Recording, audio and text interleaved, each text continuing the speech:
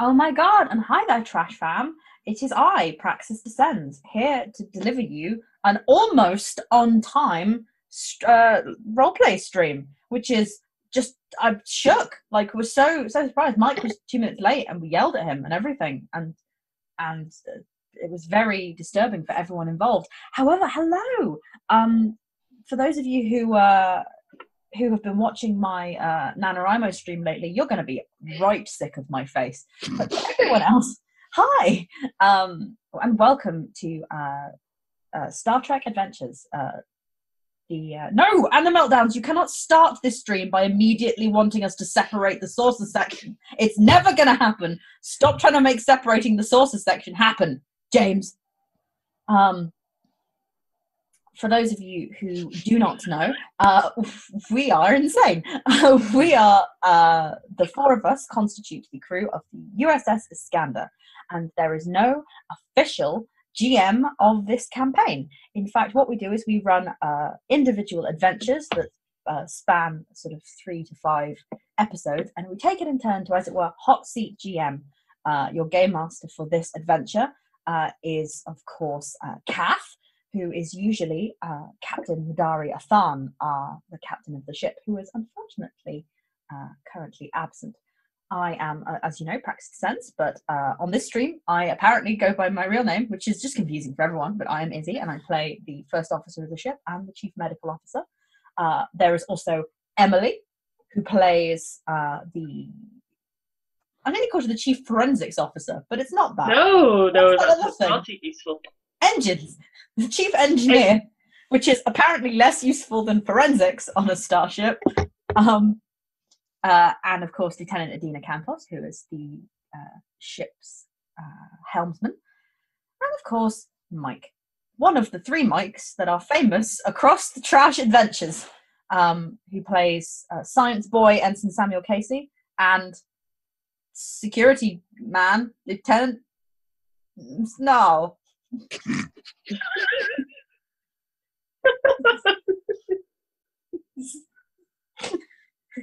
Snarl. It's SZNNARL.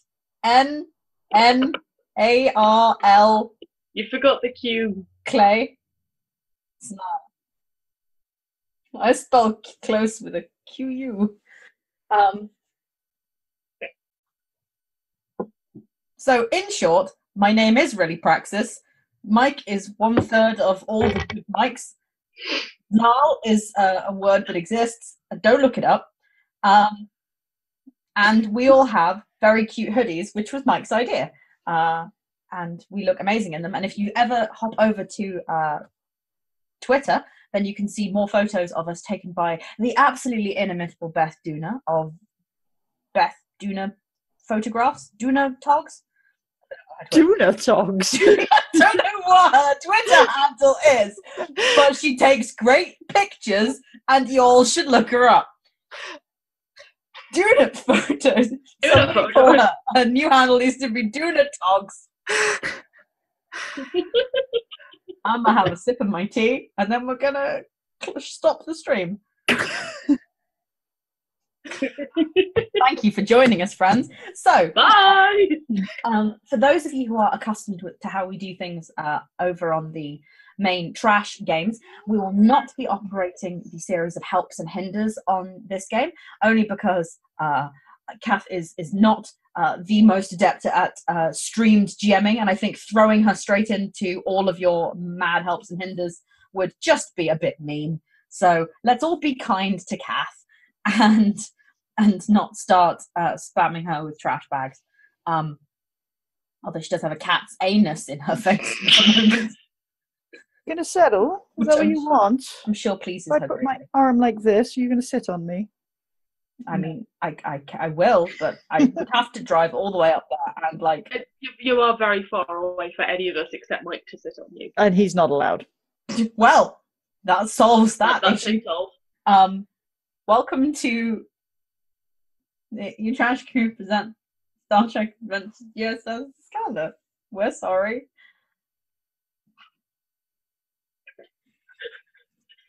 And now I shall hand you over to the GM of The Cutting Edge for more information. Over to you, Kath. And cat. Cat calf. Ow. You had Okay. that coming. You shouldn't have put- So this is welcome back to The Cutting Edge, the latest episode I of think it's more Star the Trek biting edge. for Iskandar. I don't have a great deal for me to do at this exact moment because the best way in any Star Trek game to resolve these sorts of issues is to start with the most traditional of Star Trek plot points, straight back to the EXO for a log entry. Acting Captain's Log Supplemental. With the absence of Captain Athan, I have been forced to take what some may call reckless and drastic action, but what I have deemed logical and necessary for the safety of Federation officers and civilians. We have left Federation space and travelled into a neutral area of space, which we border with the Cardassians. We have traced the raider vessel to a small space station named Anchorage, which we believe to be under the control of the Orion Syndicate. Upon arrival here, we made contact with a representative of the Syndicate, who offered us assistance in return for ensuring we do not cause problems on their space station. We have discovered that the raiders here intend to sell those that they have taken prisoner into some form of intergalactic slavery. We, of course, cannot allow this, but also cannot risk the lives of Starfleet officers and civilians in rash or violent action. Therefore, I have beamed down to the space station along with our chief engineer, Ensign Casey, Lieutenant Vance, and others. A squad from Lieutenant Vance's division. The intention is to investigate the space station, to discover the location of all the kidnapped officers, and to allow for a peaceful resolution of the conflict here, without unnecessary loss of life and without unnecessary risk. There has been, however, a complication, in that also aboard this space station is a Cardassian vessel. Their purpose here is unknown. However, we have been discovered by the Commander Gul Elrad. He seems to be polite and not unfriendly. Perhaps we shall see what their intentions are here, and if they can be of some assistance to us going forward. Okay, so setting the scene, you were in the dingy bar on Anchorage. You had narrowly avoided a major upset of some local Orion thugs when Strange knocked over their drinks. Talandra was able to diffuse the tension of that situation. Thank you, Vulcan Mum. Before dispatching Lieutenant Vance and Jefferson Carrick, the Orion Syndicate pirate who has offered his assistance and to work for you as a guide. You've sent them down to the market area where you're expecting there to be the Nausicans, the slave trade. You've got about 8 hours, I believe, until the actual auction itself is expected to happen. So you've sent your guide and your security officer off on recon to figure out what the hell is going on. While that was on, that was when you were approached by Gul Elrad, who identified exactly where you... He figured out you were Starfleet, because it doesn't take a genius to do that, even though it took him a few tries with his dice rolls. And I believe you have all settled down with the crew of the Trador. You've got about a dozen of the staff in this bar, and we're going to be getting some drinks, which Gul Elrad had very generously offered for the lot of you. There When I say rambunctious, they're not rowdy, but they are in good spirits. They are enjoying their shore leave. And so when you... First, of course, it will be poor Casey and Strange who arrive ahead of anyone else at the table. A Cardassian woman scoots along the bench to make a bit of space for the two of you. Drinks are pressed into your hands pretty much instantly. And there is some jovial handshaking and some exchanges of various names, most of which you would probably not even remember at the best of times, because you get a lot of names thrown at you. Casey Strange will very awkwardly just sit on the end of the bench and try to pretend that nothing is happening. Basically. He's just going to be very awkward about this. Okay, so Strange goes away inside. What does Casey do?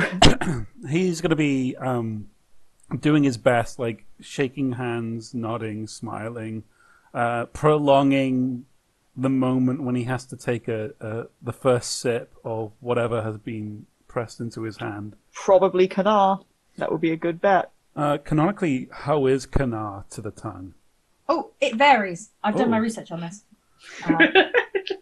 So, actual Kanar, as in the thing that they used on set, was mostly just sugar syrup, because it made it very thick and gloopy inside the bottle, which is why poor Casey Biggs, who had to have a drinking problem in character, ended up like hyperactive and weird most of the time, because he was basically drinking like pure high fructose corn syrup all the time with like purple food coloring in it, and so it's basically very like the fairly good quality stuff is very like thick and basically like drinking like neat Ribena.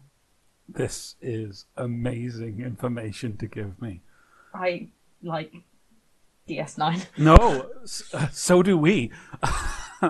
No, like, so he'll be prolonging it in like a not sure if once way, but then we'll take his first sip of it and like he adores the sweetness of it. And so this becomes like the new thing for him now is to sample this drink, and that might overtake trying to cover in terms of human interaction to human to Cardassian interaction. Nice, you like it, and they like you for it. Yeah. The woman who made space for you, you'll probably pick up that she's the chief engineer on the Trador. Her name is Glyn. Glyn is her rank. Giatti. What? I thought of a really cutting comment. Add to the threat. And yeah, no, she's pretty enthusiastic that Casey likes the drink, and thus will, after having given him a fairly light amount in the glass, we'll top it up much more. Thank you. Which will probably be about the point after that exchange that Talandra and Ryder, because you left Ryder behind with you, poor little NPC security officer Ryder, and Gul Elrad make it to the table. Elrad will drag up a chair near the head of the table for Talandra. Space will be made on a bench for Ryder, and Elrad will reassume his position at seat at the head of the table.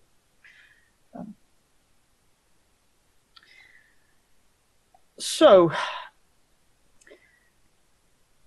you said you're on a missing peoples rescue mission. I did, yeah.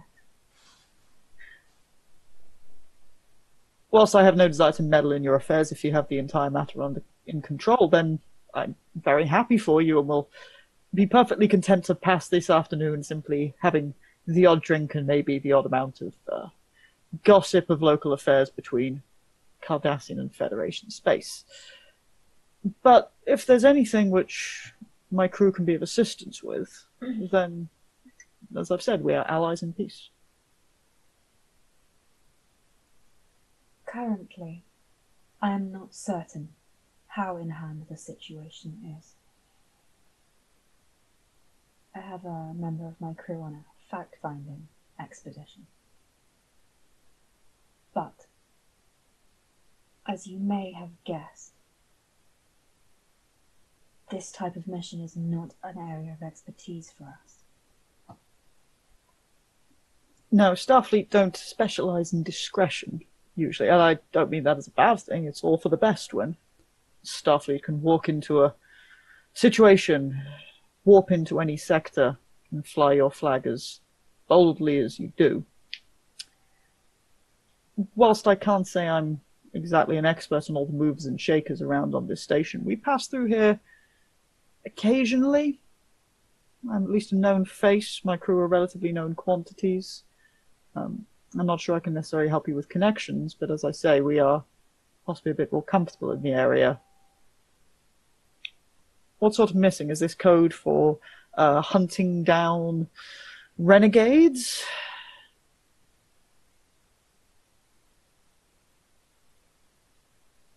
We believe some Starfleet officers have been taken by slavers.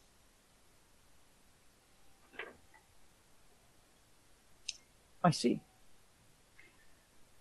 So I imagine you're concerned about the auction in a few hours' time.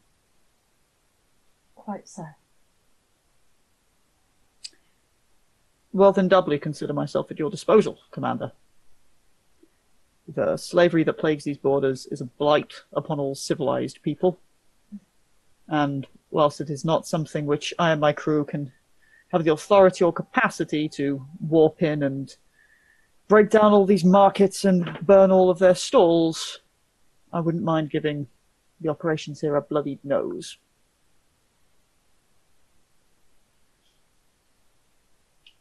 It is certainly a deeply distasteful practice.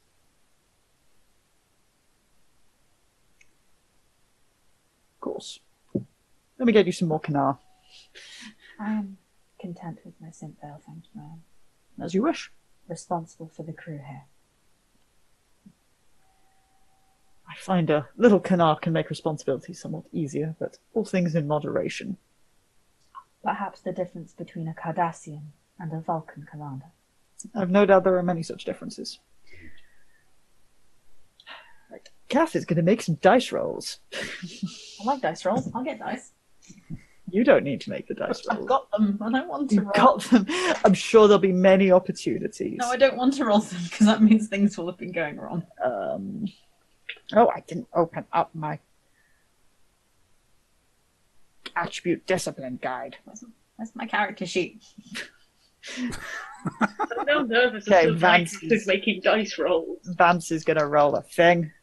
Vance is rolling a thing. Oh no! Vance rolls pretty well. Okay, Vance rolls. I was thinking that this was going to be Elrad rolls to flirt with Talandra and roll the 20. Successful flirting. But a 20's bad. I Like I literally, said!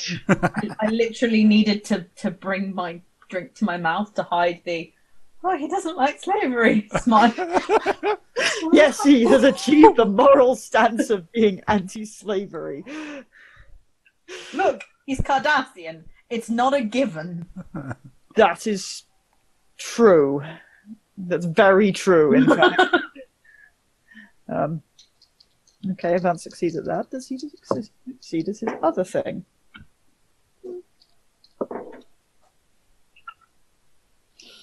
Oh wait, I haven't rolled Carrick. Fucking Carrick stats. Oh, there they are. I'm so excited. I'm very flustered. Because of the dice rolls or because of Elrad? Not because of the dice roll. Sexy, sexy dice rolls.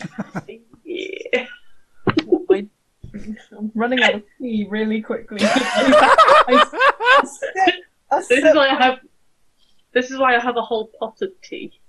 I sip when I need to not smile, and I've been trying to suppress it quite badly. Whole pot. You need something else. Like dab your lips with a handkerchief. Get a fan and Where's just my flutter it fan? in front of your face to hide the fact that To be you're smiling. demure. Flip it. Yeah, exactly. Okay, so while Izzy is breaking down, and of course on the surface Talandra is perfectly fine, Glingiati will be very happy to feed Kanar to Casey if anyone notices. He like after Talandra's said, about looking after the crew. He'll pass on any further because he always follows her lead in these things, and so he goes right back to Mama's boy on that. He's my soft boy. Ben probably looks slightly relieved that, yes, that's another way in which Casey is going to not get into trouble. Good. I mean, it is worth keeping track of. After it takes about another 15 minutes. Like, I don't need to roleplay the whole conversation. Yes. What is okay. the topic of conversation? Like, Okay. just so that I know how to fill in the gaps in my head. Elrad will ask about some of the affairs at the Iskandar.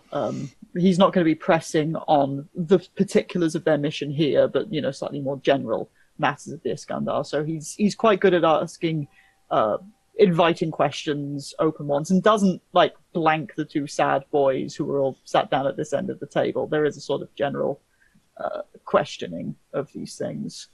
I love that that's their name. Over into the stream. Sad boys. Strange and Casey. If anyone's not forthcoming on any particular points, he moves over onto a fresh topic. You can generally pick up as he shares information in kind. His crew have only been together since the end of the war. He's been with some of them for longer, for during the war, just a smattering. But for the most part, they're a relatively new outfit, not that dissimilar to the Iskandar in that way. And you can make me, all of you who care enough to try to read him, can make me insight command checks. Fuck out of him. Oh. Diplomacy? Yes. Oh No, I'm not going to allow. Diplomacy is so fucking broad, I'm going to be picky. Okay, I have a question though. Yep. Because he's there with his crew, right? Yes. And we're doing just a broad bow empathy check, right? Yeah. So I have a focus in team dynamics. Can I see how he is with his crew? Because that speaks volumes about the sort of person a person is. Okay. If you get a focus, but a bonus off your focus for that, I will expand that. And it's rolling 2 dice, isn't it? You roll 2 dice under your command. Under your command and your insight, combined, you want numbers which are under the combination of your command,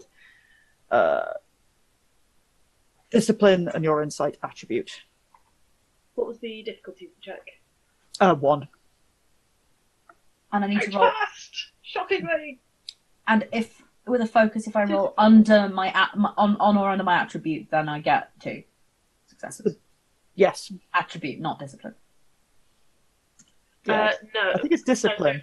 Oh, discipline. Yeah, I meant the small number, not the big The small number. number, not the big. I thought I was doing so well this season.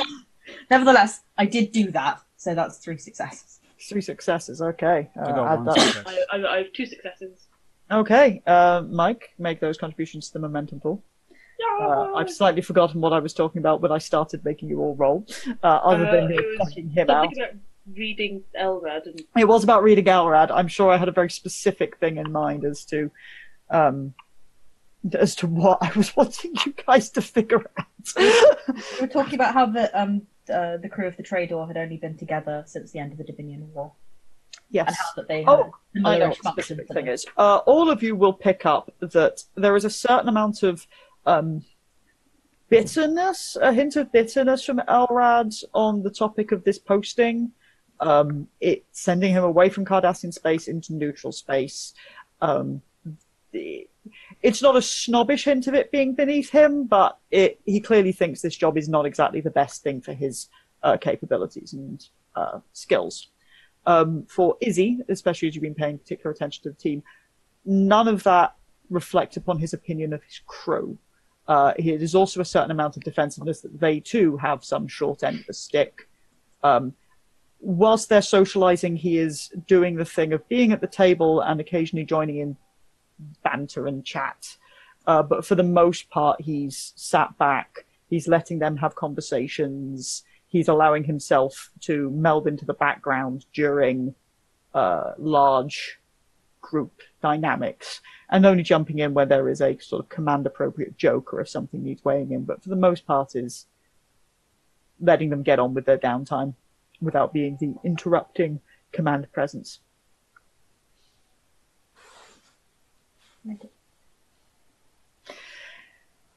So after about 20 minutes of this kind of chit-chat, Carrick and... Of course, you've got Carrick, you've got Vance, and you've got Carnell. That was the other one. You've got Ryder and Ensign Erotica for the ride with you. I knew it was coming. I knew it was still. Everybody's doing that. I have a joke. I'm going to use it. Return. Vance looks fucking bewildered to spot everyone has moved over to the table of the Cardassians. So in that time, it's Carrick who saunters over ahead of the little trio with the two security officers coming along behind. Calandra can't escape the Starfleet in her, so even though she has been relaxing, she obviously will stand up as soon as the away team returns. There's no need to be in such formality for me, Commander.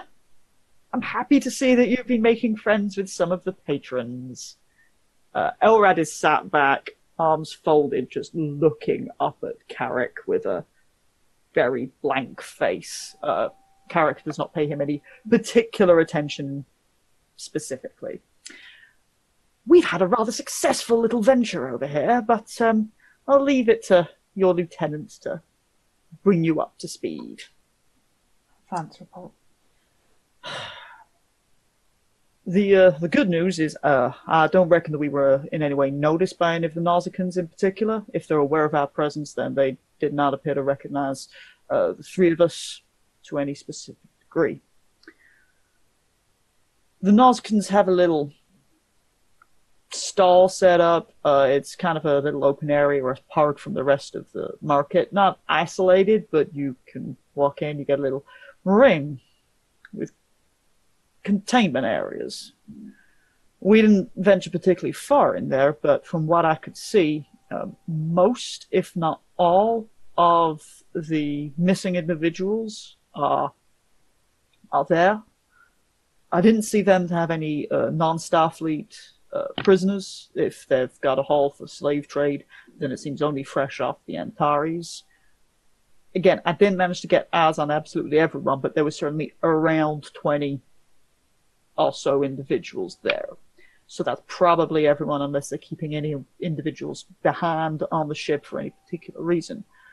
Now, I did get eyes on Commander Beltros of the Antares, the XO, and I got eyes on one of the team, Lieutenant Novak from this secret team operation. It was a bit crowded, lighting wasn't great, so if the other three were in there, it's very reasonable that I might have missed them. That's it. We've got, I counted 6 of the Nausicaans in the main interior area. They've got a couple of guards out there in front, and Carrick reckons that they'll have more of their crew probably in about the market. They'll be on shore leave. They won't be going very far, and if there was any trouble, they'd probably come running real quick. Very well. Then for now, none of us are to approach the market for any reason. Cannot risk exposing our position here. Yes, Understood. Vance, Carnell, if you would take a seat. We are relatively out of line of sight here, and I believe it would be better for us to pass the time in company. Vance looks over at the Cardassians, and then back at Calandra and says, by all means, but if you want, I could keep watch at the door, make sure that if any of the Nausicaans are going to come in, we get word. Something like that. Do you believe you can do so subtly? I absolutely do, Commander. Then carry on, Lieutenant. You can make an insight command check on Vance. I mean, I'm gonna, but I don't feel I need to. Yeah, you don't need to. Fuck it. But look, I might get a team. Yeah, you. Difficulty 1. How many 20s? No, shush, I did not. Insight command 5, 6. So that's 1 success. Just a regular old success. You gain the shocking information that Vance is particularly not thrilled at Cardassians and the proximity to Cardassians. Oh, racism is so illogical. No, I'm fine. I'm fine. I'm fine. I'm going to drink my tea. It's fine. That tea will make the racism go away. My Iskandar mug. I forgot I was setting this shit up, which is going to upset my own PC. I need to remember his whatever the fuck his backstory is, but anyway, Carrick shifts up on the bench, probably next to Strange, budging up there, helps himself to some of the glasses with the Kanar. He gets a bit of side eye for that, but no one's wildly offended. It's just gauche. While he's being gauche, what's Elrad's response? Elrad is is still that absolute glass neutral, or has he let any emotions out?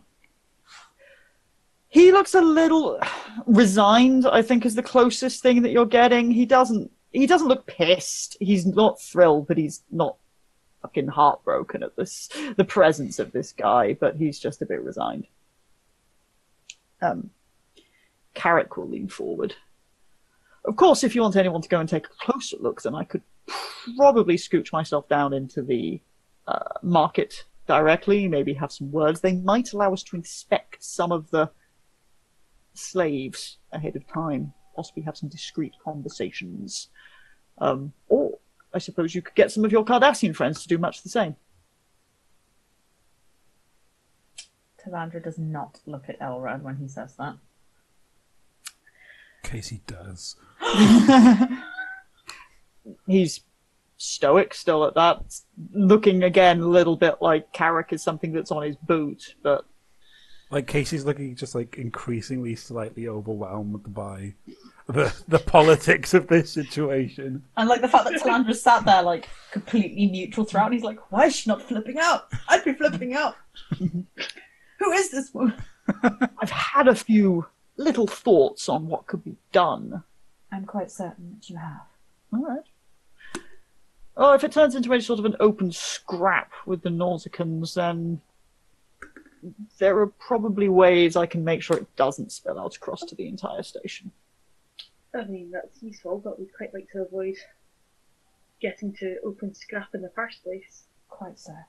Going to buy 20 odd slaves off the Nausicans? That's going to be vastly expensive. And once they figure out that you're Starfleet, which they will figure out that you're Starfleet buying back Starfleet officers, they're going to try to gouge you for anything that you're worth. They'll probably want weapons. Just for starters.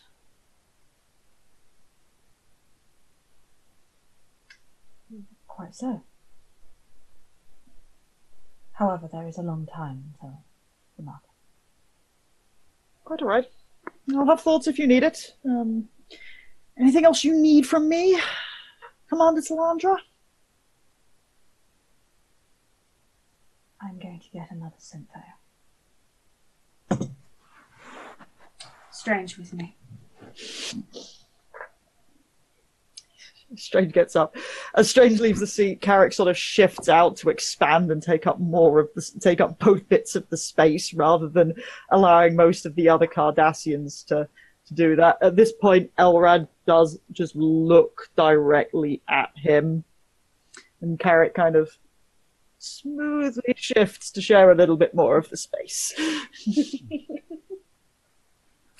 I could go to the bar. Important question. While Strange is scooching out, does he scooch out like ass to face or crotch to face? Well, Because something tells me Carrick is not getting out of his way. No, he's not going to make it easy. No, given that it's on a bench, what Strange is probably going to do is try and awkwardly climb kind of backwards off the bench rather than do any scooching. So like there will probably be a lot of awkward trying to lever his legs over the bench without kneeing anybody in the face. Yeah, you've got no like walls to pen you in, so you could do the exciting backward clamber over the bench. Yeah, that's what he's probably going to go for, rather than, brush up against Carrick. Talandra is just in like civvies, but she stands up and clearly goes to adjust her uniform and then goes, and then just waits for Strange. She's trying so hard to blend, but she just can't. Just can't do it. Strange will eventually extract himself from the bench. Hang on, I'm in civilian gear. I can't wear this. You can. I'm just in plain grey. The plain grey of the common man. Colours are for Starfleet. Talandra, isn't that your grey Iskandar gym top? Yeah. What I wear on my day off. Like Isk. Talandra. Isk.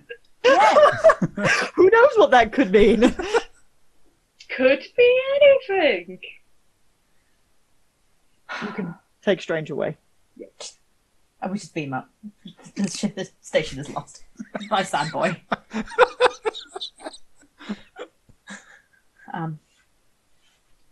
Strange. I believe there is very little profits to be had by sending more of us down to the market. Which means we are going to need more accurate information about what is down there. The ship's scanners can only do so much. They have been, obviously, deactivated as much as possible so as to avoid detection by the raider vessel. Mm-hmm. By what's down there, what do you need? Well, if we're going to beam them out, we need to know exactly who they are and where they are. I have absolutely no interest in doing business with raiders, and I do not intend for this to become a fight.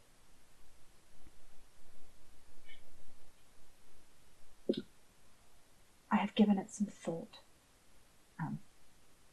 Going to the bar, she's going to order 2 Simpels. Mm-hmm. You got the big bartender whose name I could look up, but it's not important. All right. Thank you. And then obviously she's gonna carry on leaning and chatting to Strange in a kind of very nonchalant, not nonchalant, but just like she was carrying on her conversation so that it's not obviously interesting and clandestine. The bartender doesn't seem to give much of a shit. Yeah. Vulcans don't make for interesting gossip. There are certain methods that I believe, if we were in Federation space, would be considered unethical. But the Federation does not recognize the sovereignty of the Orion Syndicate. Therefore,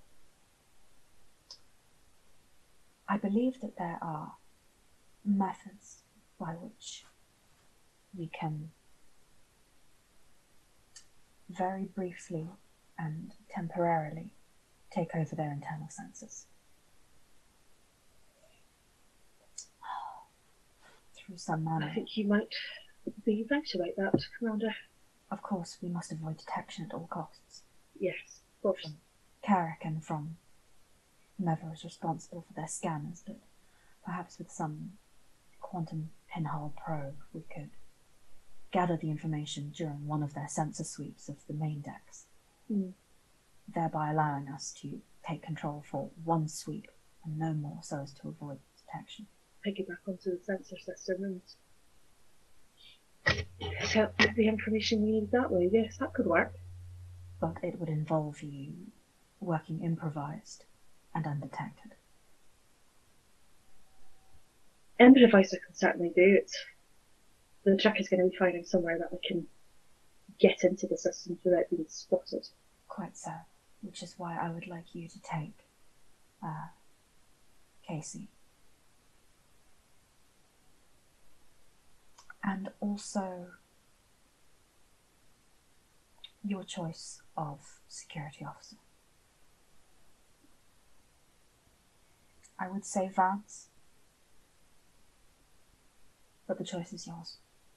I shall remain here and ensure that Carrick remains here also. Good.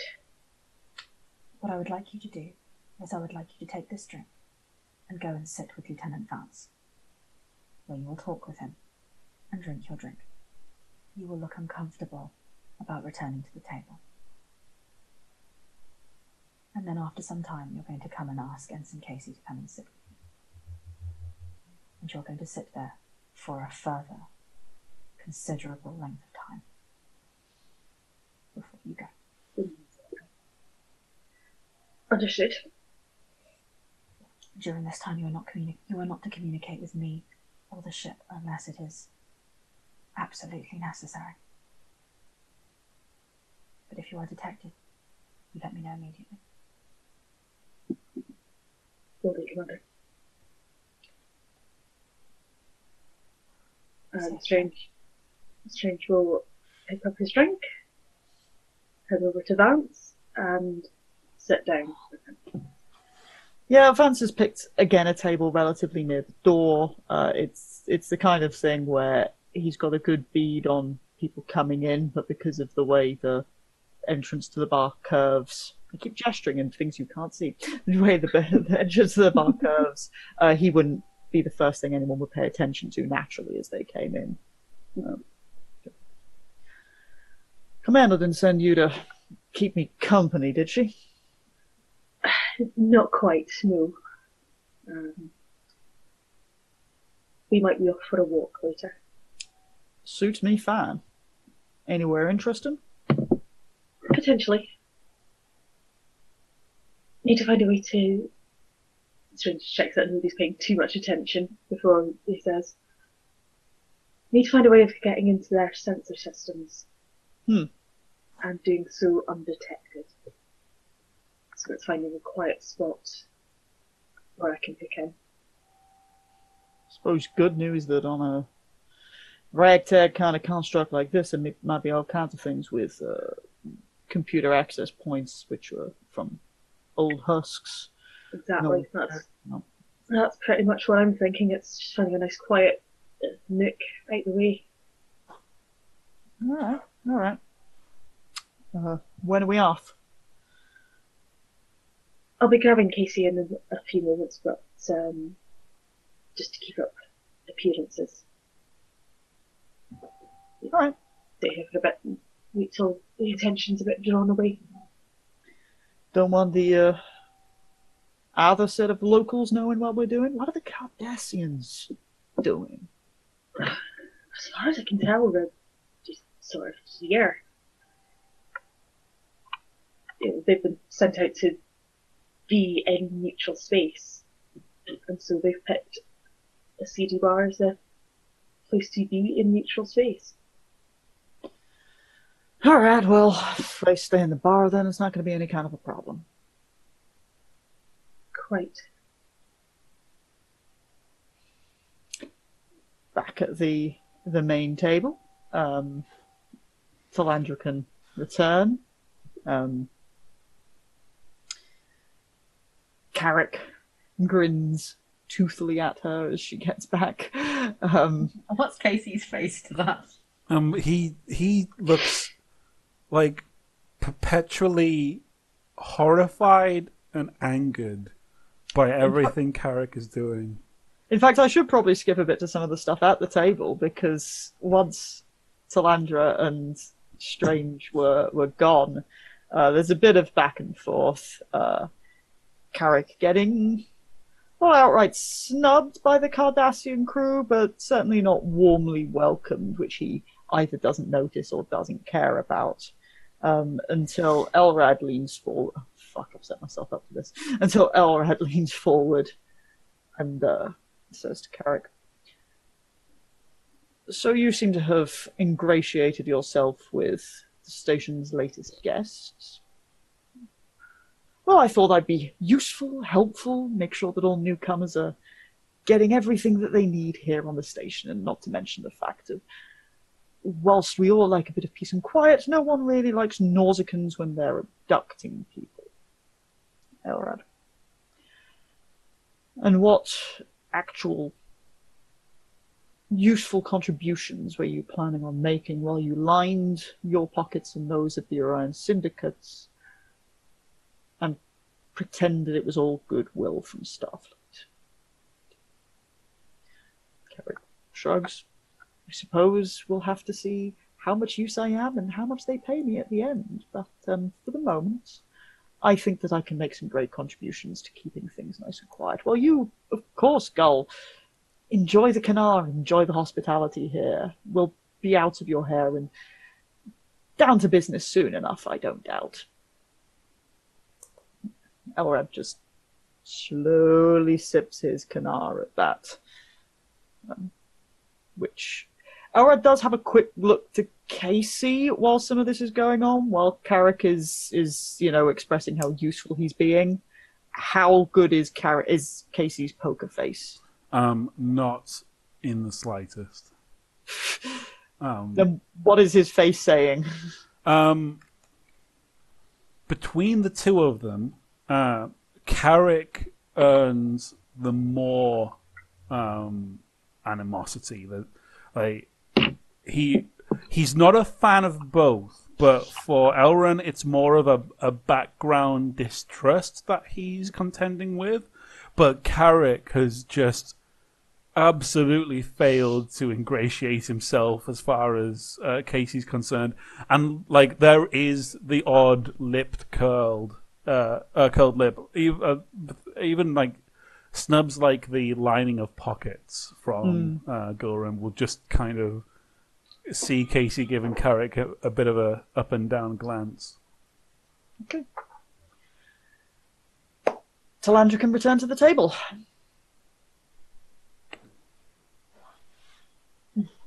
Commander.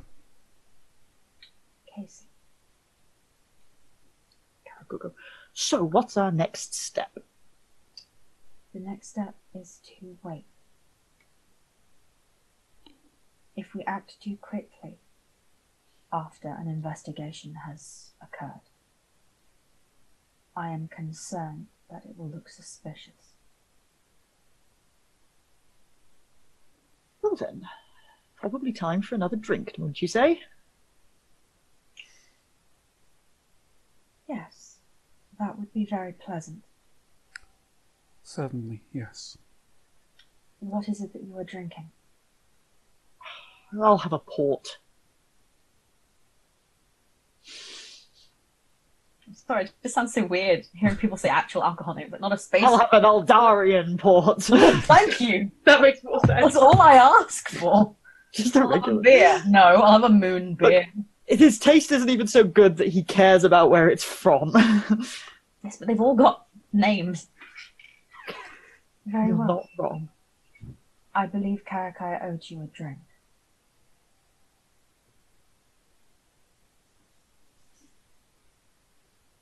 She will do this thing, which is, ooh, tea. Thank you, tea butler. That seems a little out of character. Sorry, what was that? To just go up to the bartender and go, thank you, tea butler. What was that, Emily, about, oh, just have a teapot. Tea butler, bitch. Oh, and your tea paper clip. I love you, by the way. Oh, they're so cute. No, I love you, I'm Gendered sorry. insult. No, there's no insult. It's, I love you. There we go. Or do, live your life. Chat says hi. He says hi. Anyway, Bye. you can't see the moving. By the way, can I just pause everything just to say, Emily, is your teapot cat encased in jelly? Yeah. I have much of that. I have much of the cat range in my house. So there's it is a small cat trapped in jelly. And Jesus. It's all that is a cat not trapped in jelly. Cat with fish on its mind.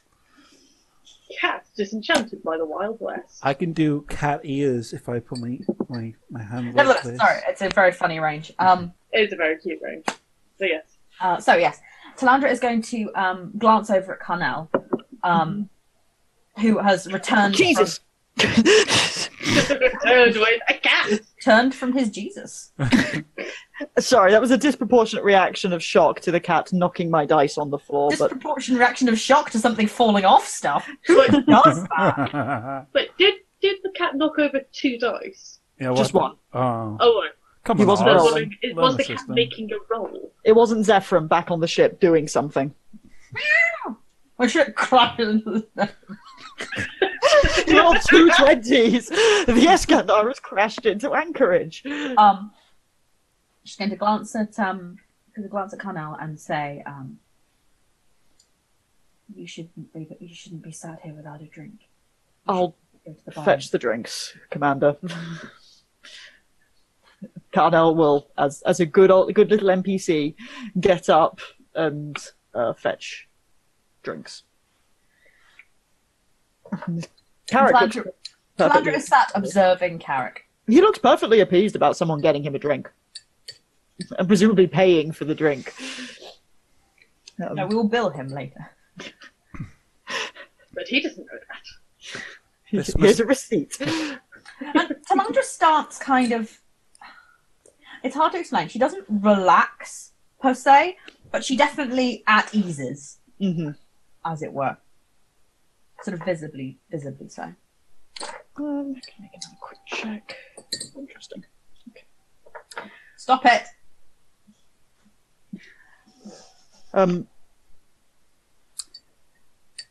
Universal translators, fuck you. What's Elrad going to do? Okay, Elrad doesn't do anything just yet. Drinks can be brought, Carnell can bring back drinks, put down Carrick's drink. No, Elrad, in fact, while Carnell is at the drink, send one of his men up to go and fetch an extra couple of bottles of Kanar. There's a lot of whooping and enthusiasm from the crew at this. Carrick comes back, Carnell comes back, Carrick drinks his drink, the Cardassians start to dig into the Kanar, and Elrad goes back. Well, if you have waiting time, then if all of you have waiting time, then it only seems fair that we share some of our generosity. I know, Commander, that you're going to keep a clear enough head, and I imagine that you don't want this young officer, and he reaches out for it's not a ridiculous clap on Casey's shoulder, it's not the full-on unnecessary masculinity, but it is a fairly companionable clap on Casey's shoulder. Imagine you don't want this young man's falling into disrepute and trying to keep up with my crew, truthfully. But, Mr. Carrick, is it? If you're helping Starfleet, then by all means, why don't you share of some of our generosity and drink? And Carrick brightens as a very tall glass of Kanar is also put in front of him, as well as the port. And he drinks his port, and then he starts on the Kanar, and at a nod from Elrad, Chief Engineer Giatti keeps on topping up Carrick's glass. Talandra sips her synth ale. I need to roll to see if Casey notices what's going on. I'm taking this as a freebie. I don't care. No, Yeah. that's good for you. That doesn't work for me. What would you say? That's like insight and I'd say command. Yeah, Bit I'd still people. be going on. no. This We must roll sweet under boy. our three. He has no idea. He's just like, I why should Talandra roll just sat here and they're drinking and I don't understand. roll for What is the dynamic here? I'm so awkward. Which of these is my new dad? I've never had a dad before. I don't know which one. How to cope! How does one have a dad? Space, are you dad? Carrick does not succeed in his opposed check against Elrad. You got Elraded. Okay, and yeah, like right now the ball's in Yul's court. The Cardassians continue to ply Carrick with booze. Elrad is not drinking a great deal. He's nursing a glass. His crew are inevitably going to be getting a little bit more drunk. But they're on shore leave, and they seem dedicated for this to be for the long term. And we're the responsible ones. Mm-hmm. Oh my god, he's not enjoying his shore leave because he's helping us. I mean, also, certain depends on how much a captain's going to want to get wrecked with his own crew. Like, don't get wrecked with your workmates at the best of times. Yeah, When you take her back a bottle of Kanar, it'll cheer her up. you end up with conversations being like, who's going to be the incident at this round of shore leave? It's Casey. It is always Casey. Yeah, for the Iskandar, we don't know about for the Tridor. They might rotate who is the incident. And it's never Elrad. And it's never Elrad. I've just realised the worst part of all of this for Casey is that he has no idea there's a plan, and so he's just increasingly fraught. He's just sitting there being like, He's like, Talandra enjoys a Every now and then, Talandra will look at him and just make absolutely steady eye contact with him, recognizing that he's kind of fraying, but like, her response will be that she will very slowly sip her synthel and go back to what she was saying to Elra.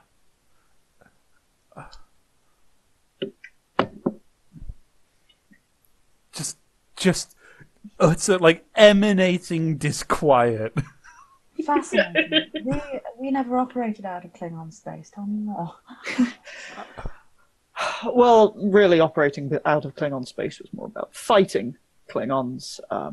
For a race so obsessed with honor, they are exceptionally fond of ambush tactics with their cloaking devices. You would have thought they would be somewhat more interested in upfront conflicts than they appear to be, but frankly it was made for an entertaining game, understanding their psychology as much as their tactics and their, well, technology. I did a great deal of my diplomatic training against the Romulans. Well, they actually build their deception so much more into their culture, whereas I know the Klingons can constantly try to reconcile their desires around these social constructs that they constrain and then change as is necessary for them. Forgive me, Commander, is there absolutely nothing we could be doing right now? You're quite right, Casey. If you would like to get another synthale, I'm happy to cover that for you. The interesting thing I found is that the Romulans often suppress a very animalistic nature, He stands up. expressing it through deception. Oh my god, the plan worked! He leaves. Whereas Klingons are suppressing a desire for deception through their animalistic tendencies. I might be going mad. That's a very interesting contrast. I don't wish to make any kind of crude assumptions, but I imagine you're at something of an advantage of insights into Romulan perspectives, considering your cultural history. Less so about cultural perspectives, more so the fact that Romulans do not enjoy doing business with Vulcans, and their distaste for us puts them on the back foot in diplomacy. That's something that you can seek to exploit, I would imagine. I think exploit is a very harsh word. Your ale, Commander. Can be exceptionally harsh. Thank you, Ensign. Would you see if Lieutenant Vance would like another drink? Certainly. And, like, she will look away in kind of a dismissive fashion, which is, like, he doesn't know there's a plan, so it looks real mean, but she's trying to make it a nonchalant gesture, so he thinks she's fucking lost it.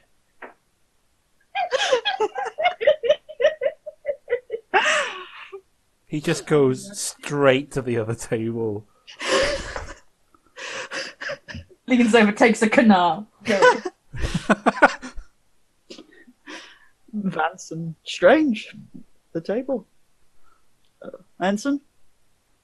Lieutenants, I've been asked to see if you want another drink. Vance looks at Strange. Is that our cue? No, the cue was I was going to go over and thought of but this works. What works? Casey didn't have enough chill for the plan. He, You knew it would happen. he And sits yet here we are. he sits down and kind of leans forward.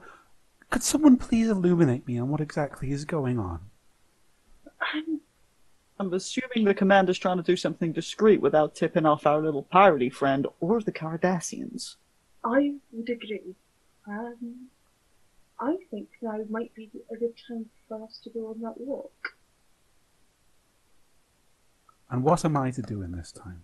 I think you're coming for a walk. You're also coming for a walk, and we'll fill you in as we're going for the walk. Yes, lieutenants. Is that All right. before or after the drinks? Before. Very well. If you've been sent here, unless the commander is desperately keen for us to get another synth ale, then let's go. Yeah, no, I think that's as good a cue as any. If you fill him in, Lieutenant, I'm gonna watch our asses as we go around. Don't want to make sure we're overheard. No, absolutely. Yes. Trio of you can get up, leave the bar. That's the end of a scene. No, it's not, because we're going to cut back and forth. So for the moment, I'm going to let this be one continuous scene. Okay. Yes, And- lieutenants, if you would be so kind, I would love to know. Yes. The plan. So, the plan so far, we don't really have much of a way of getting folk out of the market, but we also don't really know enough about how many there are, where exactly they are, that kind of thing. So, we are going to go find a spot that we can get into the sensors of this station, piggyback onto it as it's doing a sweep, and see what we can get off of that. But it needs to be done discreetly, because Okay. I don't think these folks are going to take too kindly to us rummaging around in their systems. Okay. I'm made somewhat more relieved at the fact that there is a plan. Of course, there's a plan. I knew there would be, but I couldn't see it. I believe the commander was trying to be as discreet as possible. It worked. She fooled me. I mean, she's a Vulcan. Best poker players I know. Yes. So, why is going to be a good kind of access point? Barring going and finding that little shitty Ferengi and taking over his office. I mean, that would be a very good way of getting in, but not a very discreet one. No. What we need is pretty much any kind of computer terminal will do, as long as it's out the way enough that we can get into it without anybody asking too many questions. Well, then I think we're probably going to have to start heading over to some of the docking areas.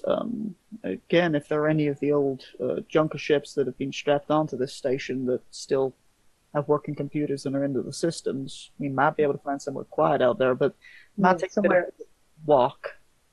It's a bit of a walk, but we need to be somewhere that's off the beaten path, and next to the bar and the market is where there's going to be an awful lot of people. Plus, anywhere that's got any risk of exposure to empty space is bound to have a fairly robust and active sensor array that we can then try to piggyback That we off. can then jump in on. Yes. All right, well, I leave it to your expertise, as frankly I've barely paid any more attention to anywhere else on this ship, on this station, than the marketplace, and we ain't going there. No, we're definitely not going there. Right. Docking area. All right.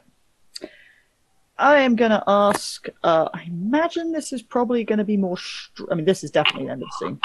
I imagine this is going to be I would more very much like it. Strange's gig for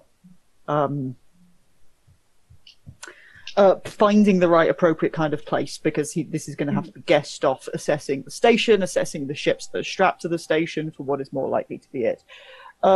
So I'm gonna make this a difficulty 2, which is more about how long it takes you rather than so a difficulty 2 to in pretty good order. Blah, blah, blah. That's probably going to be reason and engineering. Let me double check. Yeah, reason and engineering for you to figure out an appropriate place. How are we for momentum? You've got 4. For momentum. You're about to enter into an extended task, probably, so. Let's check this thing.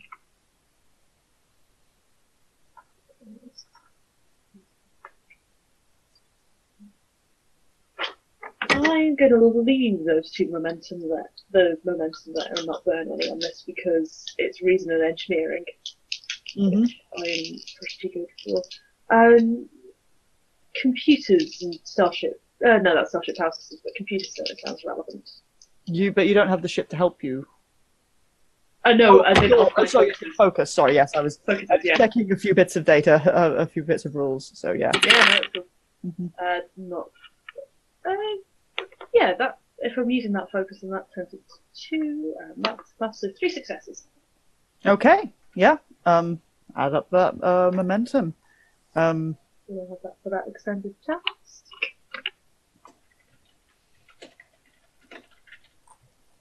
So I'm just writing up some. Okay. Yeah. You start to head back towards the transporter bay and then head in the direction of where from the outside, as you initially assessed Anchorage, you saw some of the big, newer hulks which have been strapped to Anchorage. From there, you're able to find what looks like it would be definitely set up to be an old bulk freighter. Well, not an old, reasonably new bulk freighter, which looks as if it would be designed for somewhere to dock onto that attached bulk freighter and then use that as a cargo bay within the ship. Right. You remember that berth, so to speak, was empty. There appears to be no cargo in that area, and it is an up and running ship. So you can, especially with that, you get around. I'm going to ask everyone to make me checks to be nice and discreet. So what was I saying? That is security and presence. For how effective you all are in getting there without drawing too much attention to yourselves.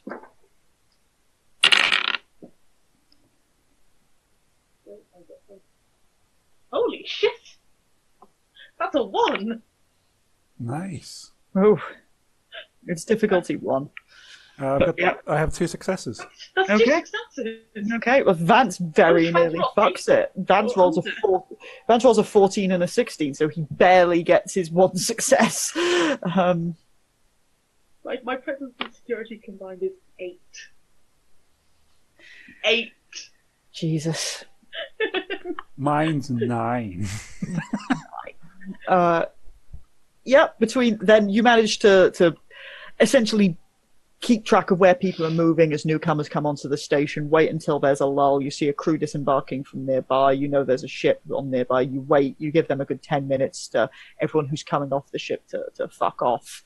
And then the 3 of you can let yourselves into this completely, considering it's a completely empty cargo bay of an empty ship. There's no apparent signs of guards or locks, and you're a bit off the beaten track. And you are in kind of the loading office of this freighter now cargo bay. It is indeed powered up. It has indeed been integrated into the systems, and of course there are internal security systems for the station. What are you intending to do? So what I'm intending to do is so those internal security systems, they're going to be doing kind of periodic sweeps around bits of the ship. So when it's doing a sweep through the market, the intention is to effectively piggyback onto that signal, and during that sweep, kind of direct it a little bit towards picking up as much information as possible about the people that the Nausicans have currently got penned up. Okay. Considering you've got, probably now down to about 7 hours until this auction, so we've got a extended task. Now I know how they work. It is of a magnitude 3, and the base difficulty for it is 2. It has a work track of 20, because it's quite a lot of methodical work. it's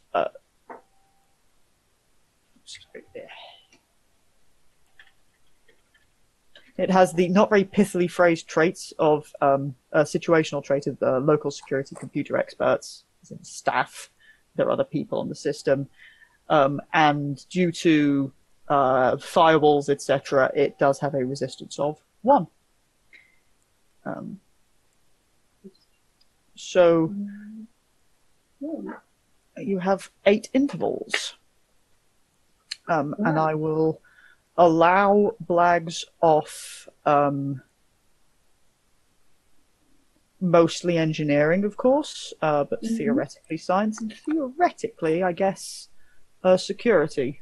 If you want to swap between whoever is making a particular approach. The first one just is definitely going to be a reason and engineering for just getting basic access. So you can do that. You can gain assistance, I would imagine, unless if Strange asks for Casey's assistance. Strange isn't going to explicitly ask for Casey's assistance, but Casey's going to watch. Yeah. It's that kind of thing of like he's hovering. Vance is near the door. I go, all right, I'm going to keep watch. There's not much point in me trying to help you break in the first place. Let me know when you're in further into their security sweeps and so on. I might be able to provide some sort of insight, but otherwise I imagine you two,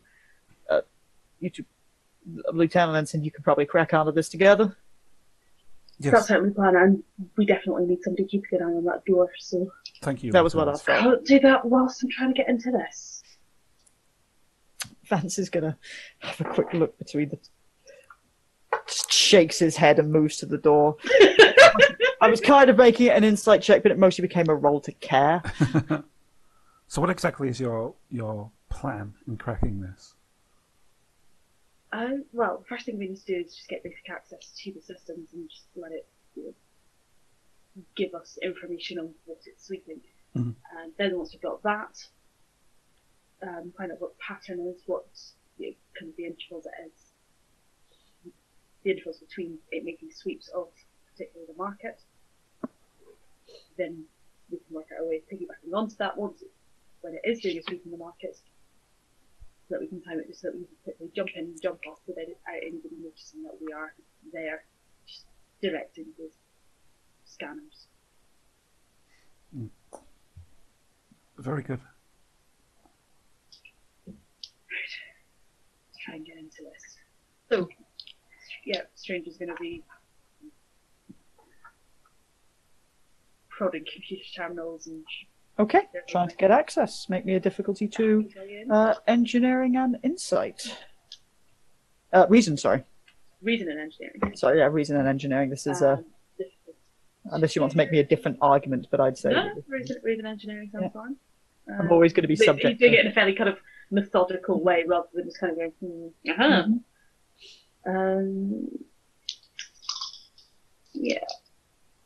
Do I want to use some momentum for this? I think, yeah, we've got 7 momentum. Yeah, you picked up like 3 momentum just off sneaking into the cargo bay. Okay, cool. I'll spend a momentum on that. I'm not convinced by the base difficulty of 1 in this system. It seems very easy.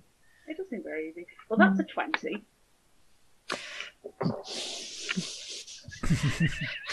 Oh wait, no! I can re-roll that. Yes. I have the cautious trait for engineering. Hey, because you spent momentum. Because I spent momentum, I'm going to re-roll that 20. It becomes a 5. That's much nice. Better. And this is computers, so I could use a focus of computers. That seems reasonable. So that becomes 5 successes. Jesus Christ! I got a 5, a 3, and a 9, and for reason engineering, I'm trying to get a 17 or under. Yeah, no, that's fair enough. I remember when Athan wants to be talkative to people, it's just like, I win. Yeah, if Strange wants to be reasonable at engineering things. So that's 11 momentum you're on. Okay. You can like Momentum for it's days. an oldish system. It's not that difficult for Strange to get access to. You use up 2 of your 8 intervals, and you can get into the system. Happy days. Yeah. Right. So that is rolling with the challenge dice now. Oh, sorry. Yes, you haven't done the damage. You I are haven't done damage to it. you are rolling challenge dice 2 plus the discipline. So I imagine that's 7. That is in fact 7 dice. And I have the intense scrutiny talents.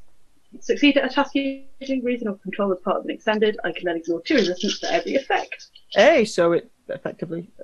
Okay, to Assuming I roll every effect. Nice. Oh look, effect.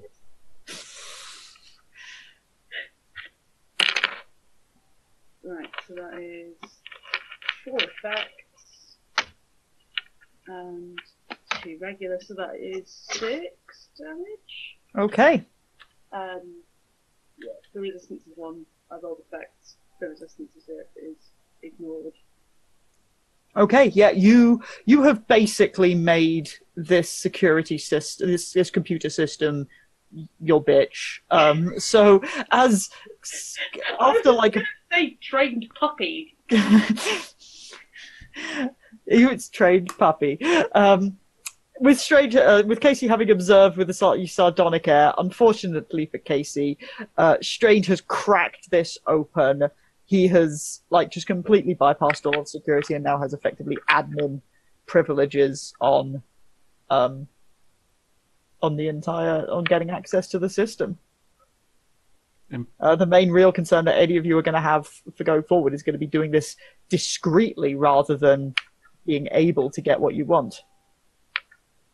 That was very impressive, Lieutenant. Thank you.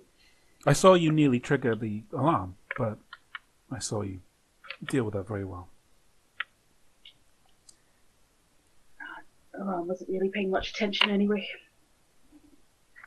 Of course not. Right, so I now have all the access I could possibly want, Mm-hmm. and some. Possibly a few future steps if you want to be discreet, I would imagine. Well, I imagine your options are to essentially start hijacking control of the ship's internal sensors, which might not be discreet, or closely monitor all of its processes and all of the security suite processes for when it To gives try them. and find a discrete point at which I can escape. Yeah. And we'll just adjust those cameras ever so slightly, or the sensor equivalent thereof. I am gonna. Yeah, at the moment it's now kind of pattern spotting. Yes. What kind of intervals is it checking the market? Which sensors are doing what when? Which ones are going to be the best ones for jumping onto? Okay. I'm going to allow you to argue me down on this because you're probably not going to like my first suggestion because this isn't difficult work. It's kind of time-consuming and work which needs you to be repeatedly precise and discreet. So I was going to put this forward as actually being in engineering and fitness, as there is it's more of a trial of concentration. Yeah. Or control. Or control. Yep. Okay. Control. I'll take control. I'll take either. Yeah. No, I'm happy for whichever one you prefer. In that case, I will go with control. Yes. I imagine that Strange's fitness is pants. His fitness is pants, and using control lets me do things with my talents again. Mm-hmm. So, completely ignoring Casey, Strange gets back to work again. It will be a difficulty. Oh, no, he's going to get Casey in on this one, because, okay. Again, pattern spotting, which is, that's what scientists do. You're wrong, but yes, I do want to help spot a pattern. Casey may aid with a science and control check. Oh boy, patterns. No, you that is actually how you do science. Mm-hmm. Do the thing, and then you kind of go, okay, does this make sense? Does it mean anything? Is it just bullshit? Let's find out. I might spend some momentum on this since we've got momentum today. Yeah, you I'd super also. No, I can't. I'm just aiding. You, Oh. Yeah, you you're only can't. It's still difficulty 2, yeah? Yep, still difficulty 2, and for the moment, yeah. I'm going to raise the difficulty on the. You're specifically trying to recognize patterns and observe at the moment. Yeah. Okay, then just difficulty 2. And that is 3 successes. Okay. And none from me. That's fine. Every time that Strange wants to go, there's a. Every time Casey wants to go, oh, there's a pattern. Strange has already. That's what. noted it. It's already either on it or it's just gone, nah, that's not a pattern. Check Yeah. Yeah. Okay. Roll me some. You can note up that momentum. Well, maintain. I suppose that maintains the momentum. The momentum stays as it is. As 11, which I see that this momentum encounter doesn't particularly like double digits, which means obviously things need to happen. And roll me your damage. Yep. It's still on engineering, so it's still 7 dice. And because I use control, that ignoring resistance on effect thing still happens. Mm-hmm. So I ignore that resistance. 1, 2. Jeez, they should have made Strange do that initial research extended task. I don't know why the rest of us are here. Stranger's stats are basically built around do the engineering thing. Go. There's an engineering task. Go do it. Shocking. Sit in the corner and do the thing. Be out the way. That is another 6. Oh, Jesus.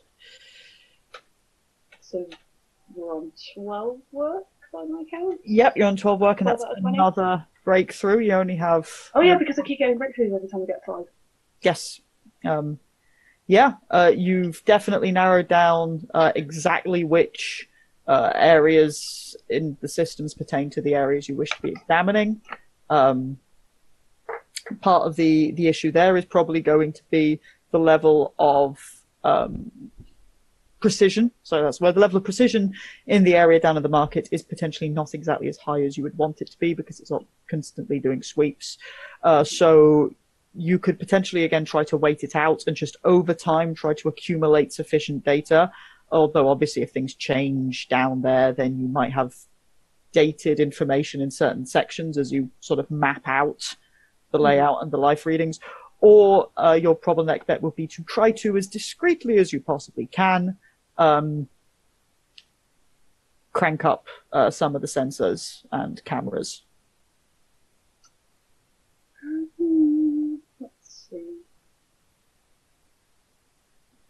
Yeah, let's go for the discreetly just nudging up how just slight nudges at this stage for things like just decreasing the interval between sweeps in the market area slightly and just slightly prolonging how long the set of sweeps are in there. Like, Okay.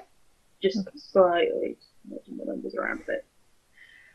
So that's again gonna be control. Control and engineering. Fine. Yeah, I'd say that's control and engineering. You can gain assistance from whoever you want on that. Again, trying to take Casey on that. Okay, Very yeah. well.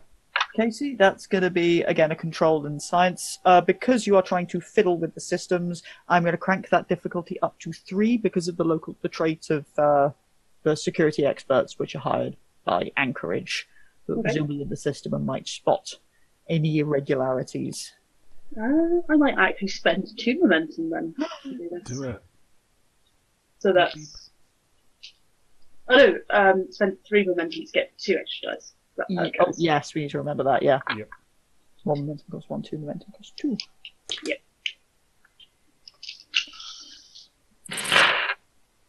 And focus, well, that's a 1, so focuses are still relevant.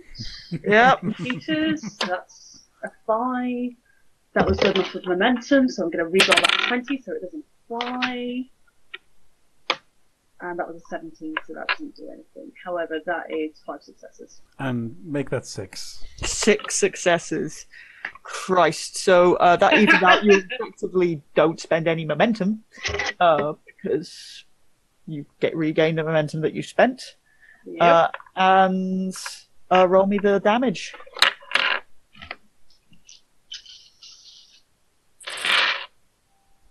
Effect, so that will not as good this time, only 3. But still ignoring the resistance. Okay. However, that knocks it up to 15, so... oh, no, wait, you're fine. Actually, still, that's fine. Knocks up to 15. You're 15 out of 20 on the work track. Yeah, but I've not owned 3 yes. 5 in one go. So yeah, you're not got 5 in one go, so... we haven't filled up the work track, so we're still going. So you're still going. You've still got 5 left on the work track. So I've been counting it in 5s, and I noticed you got 5, but I was like, no, it's not in one go. Okay, yeah, you get to work. You start to narrow it down. You are starting to complete a picture.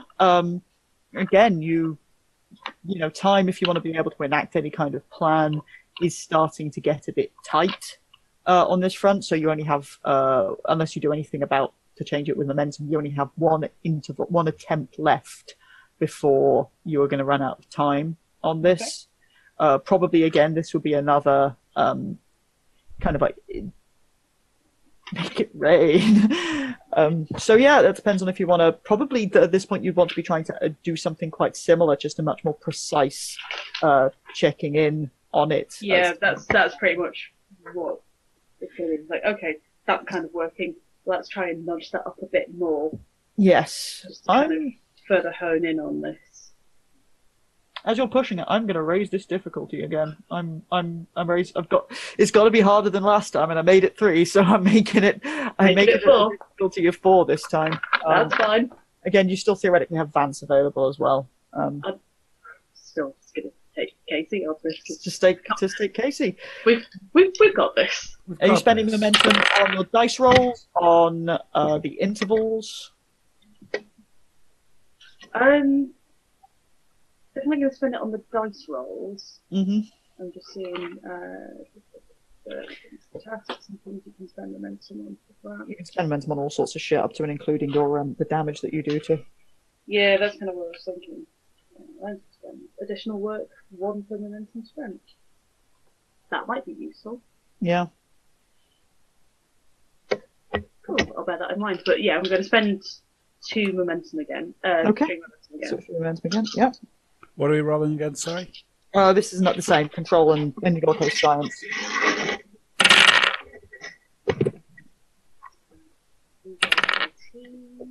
Still good. But Role-playing games. It's like bingo. Everyone shouts numbers and gets excited. that is 4 successes. 5 successes. 4, 6, 5, 9 successes. No, I am adding on to... 5. Okay, sorry. 5 successes. Okay, yep, you make it. You get that. You lose 3 momentum. You gain 1 momentum. And roll me damage.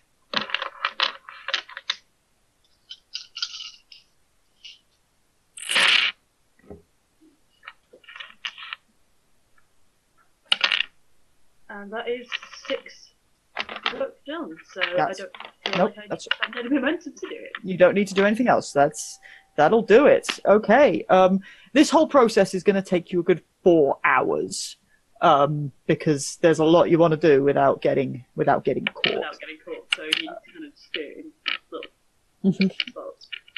You basically take control of the ship's internal sensors, of its security, and piece by piece, to not be noticed, manage to map out a full sensor array of life forms, of life signs, of any interference, etc., down in the region of the market that has the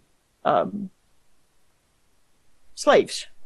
You get filtering out the Nausicaan life signs and discounting any temporary blips, which appear to be people coming and going in and out of the area. You get 21 life signs of humans and humanoids. You know, there were 20 members. Actually, let me double check my own numbers. Was it 19 including Beltros? No, sorry, there are 20 life signs, because there were 19 members of the crew members of the USS Antares. Plus Beltros. And 4, you were expecting 4 of a team, so you're 3 unaccounted for. I have it down as 19 counting the specialists. No, it's 19. No, it was 19 19. counting Galtros, Then, then the specialists. right, okay, so that's, yeah, straight up.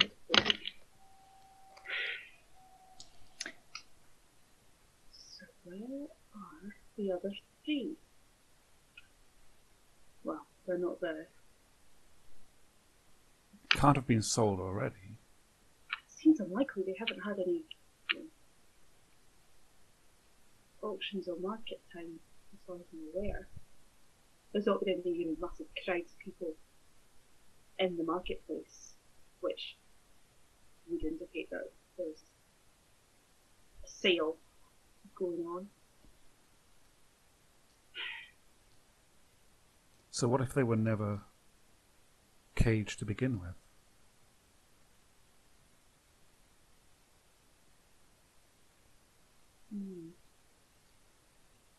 So in that case, where are they? Well, they'll be on Anchorage somewhere.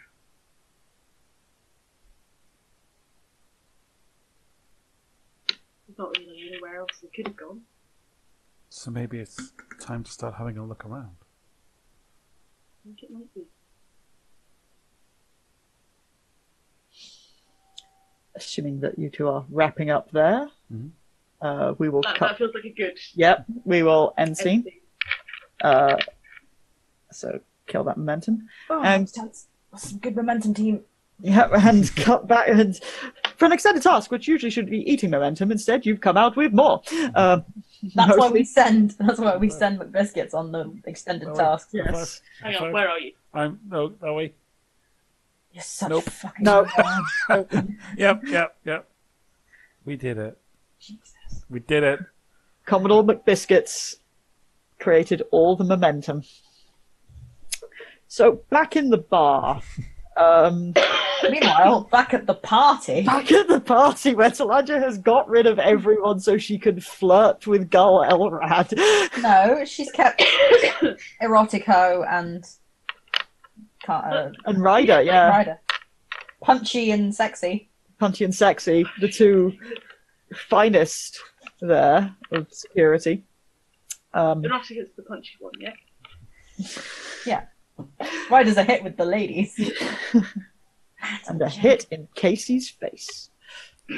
Gentleman. Within the first hour, Carrick is going to be plied with a lot of alcohol. He is not coerced into complete inebriation and incoherence, but he is definitely wrapped up and enthralled with the party, or at least the entertainment of the Cardassians. Certainly at some point Elrad will lean in a little to Talandra, drop his voice. If you actually have need of him, then I'm sure that my doctor can find some sort of anti-intoxicant to render him to sobriety. I'm not sure it will be much of an improvement. I imagine there's very little that the combined medical forces of Starfleet and the Cardassian Union could do to improve Mr. Carrick. Unless I misread the situation and you were trying to keep your crew's objectives hidden from me and my crew, which I would not pass judgment, I assumed you were attempting to operate more discreetly from Mr. Carrick, so he shouldn't be eavesdropping anymore. If you'd rather I just butt it out, I'd probably rather you said, Commander, I have no desire to tread on any toes. I can assure you, Gul Elrad, if I have an intention I wish to express, I would have expressed it by now. Excellent. You may well have noticed the absence of certain members of my crew. I did. I noticed the absence of certain members of your crew out of distaste. That is not so uncommon when dealing with veterans of the war, of which most of us are. But I'm not to hold it against them. But I also assume that wasn't all of them, as at the very least your younger officers seem to be getting on reasonably well with my crew. believe so. Lieutenant Strange and Ensign Casey are not the most sociable members of the officer class.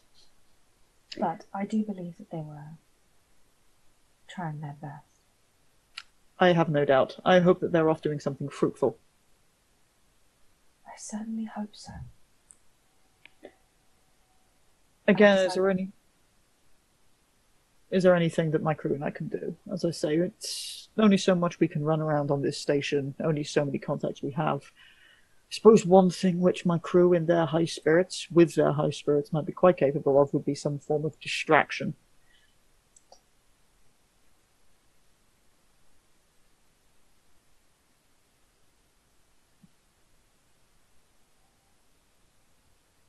You will forgive me.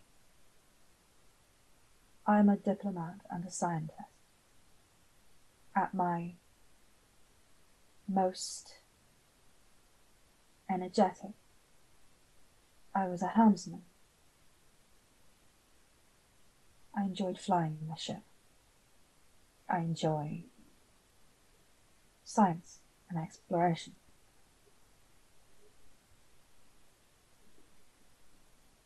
But I cannot abide violence.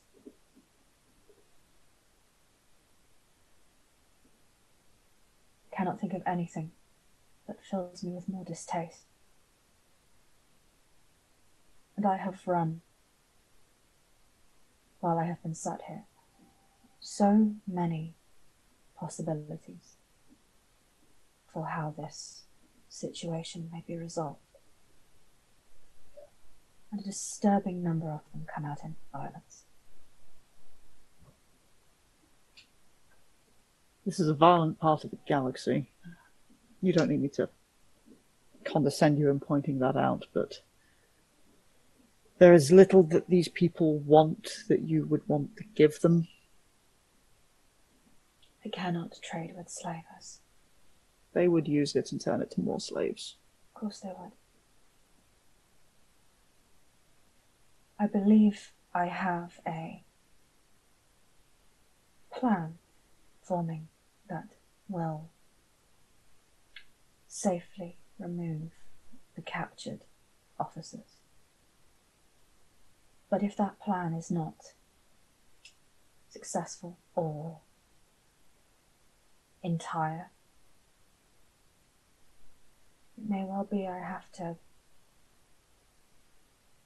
threaten them, which I do not see going well. They aren't going to want to bring too much of the ire of Starfleet down upon them. But if they scan the region, they will find that there are no Starfleet vessels on patrol in this part of space. That is true. You are bereft of any Starfleet backup. You are not bereft of a Gaylor class currently within transporter range and weapons range of this station. Indeed. As you say, violence can be abhorrent, but sometimes pointing a big gun at an enemy can be so much more effective than actually needing to use it. I believe it is an old Earth philosophy. Speak softly and carry a big stick.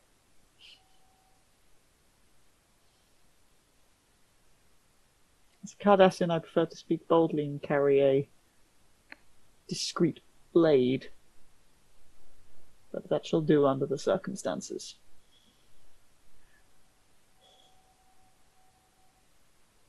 I will make sure my senior staff do not get too deep into their cups, Commander. They can also handle the Kanar better than Carrick. I would hope so. Part of the necessary officer corps training in the Cardassian Union. Indeed. We just have synthale. Can't be particularly good at building up resistance to all sorts of toxins. Perhaps not. But I am certain that other cadets may have got that experience in their extracurricular activities. Not I. Suppose you don't need it. Nobody has poisoned me yet. Has anyone tried? Not to my knowledge. But perhaps that is only my latent resistances shown. If you've been conducting diplomacy with the Romulans, then again, I would expect the Romulans to know how to poison a Vulcan. I was not a important diplomat. I accompanied my father's science vessel. I'm sure you made your impact, Commander. My people have a way of doing so. You chat. You drink.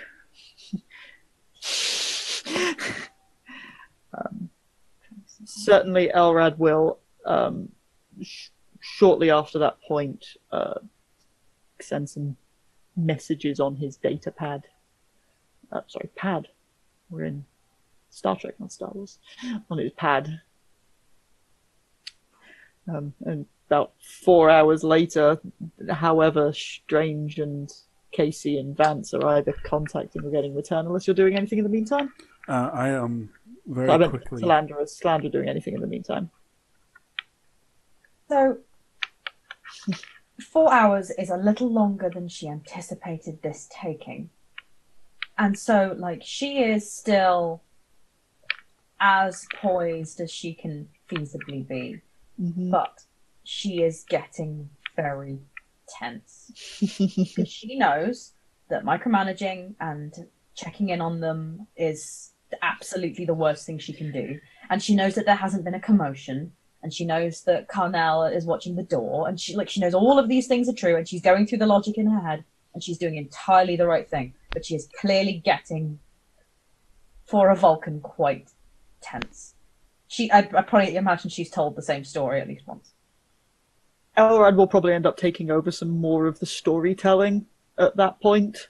If she's struggling to fill silences, well, if she's starting to fall silent more and or repeating herself more, he is a bit more adept and has a variety of things. You'll doubtless learn that he, for instance, entered into the military with the intention of serving for a bit and then going on into politics, as one does, rising up through the ranks to achieve something respectable, which was then around about the point when the Obsidian Order exploded and the coup happened, the complete military takeover, and then, of course, eventually the Dominion happened. So with all of the political upheavals on Cardassia, he remained in his position.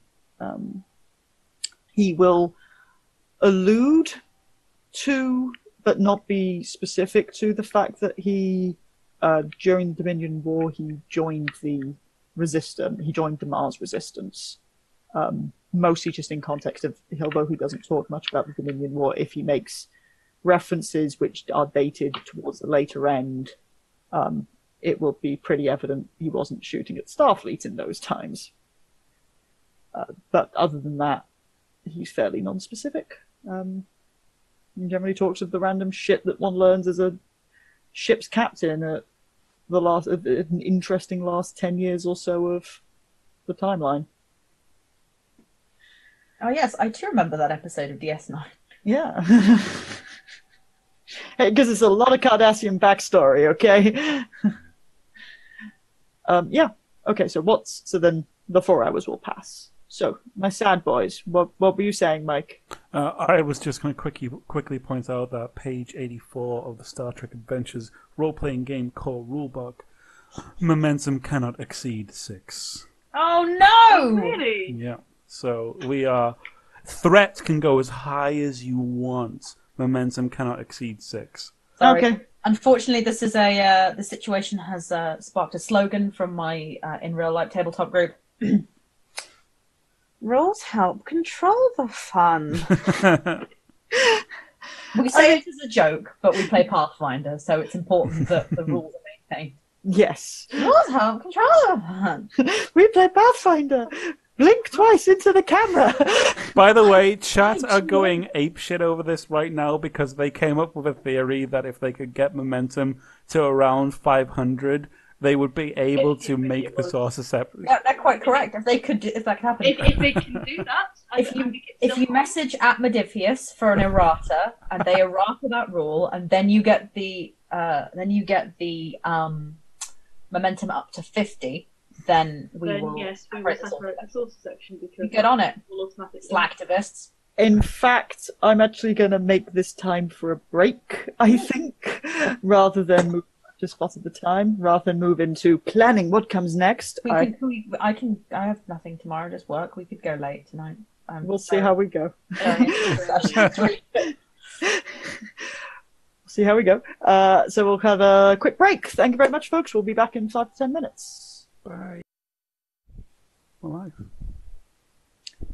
Welcome back. We are returning to our episode of Star Trek Iskandar, The Cutting Edge, where we have left the exciting scientific adventures of Lieutenant Strange and Ensign Casey as they hack into the security systems of the crime syndicate's CD space station to try to get sufficient data from internal sensors for the missing Starfleet officers taken as slaves and hostages by Nausicaan raiders. That all sounds really complicated when I say it out loud like that. Never. Meanwhile, Commander Talandra has drinks with a Cardassian soldier for 4 hours. We have a competition to see who can nurse their drink the longest. We both win. Really, the winner is fun. Thank you for joining us. On the way back from, unless, because I assume you're not going to com Talandra. No, that draws far too much attention. That goes expressly against my rules. Yes. Please, I'm not going to disobey Vulcan, Mom. Never. Never disobey Vulcan. I'll send you to your room. I disobeyed Athan. I wouldn't disobey Yeah, Talandra. absolutely. Add to the threat. That's treason.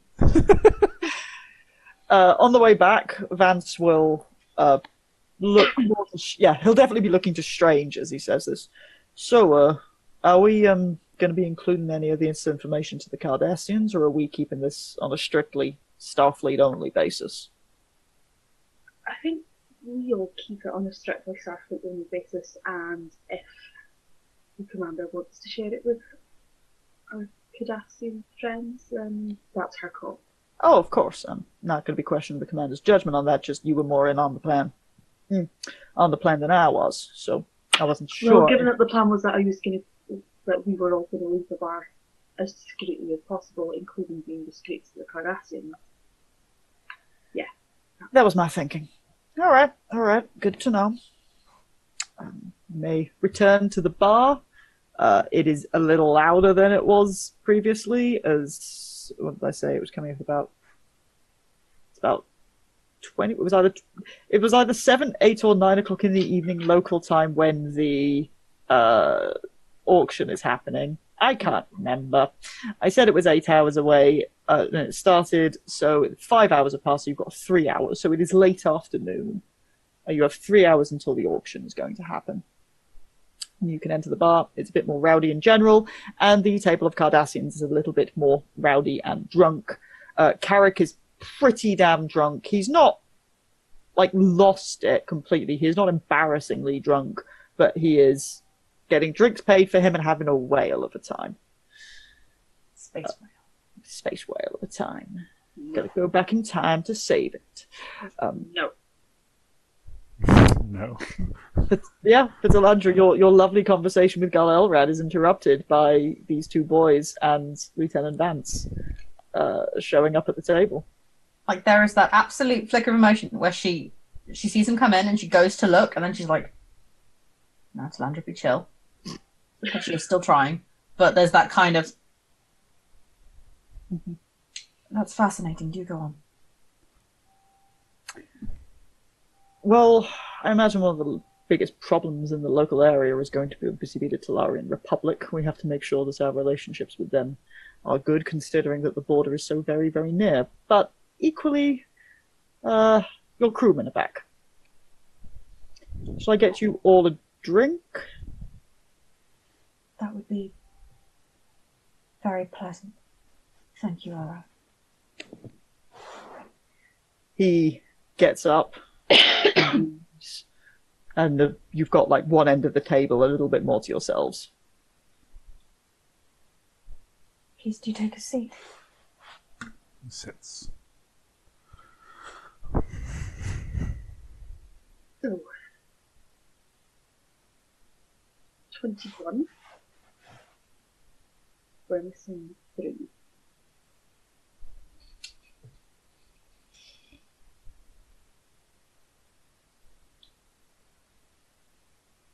I trust you have your sensor readings.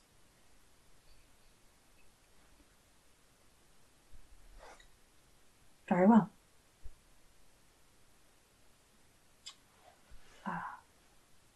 When the drinks come, lay them near my drink and I will take it from you. I believe that he is too drunk to notice, but it may be an act. Look, Carrick.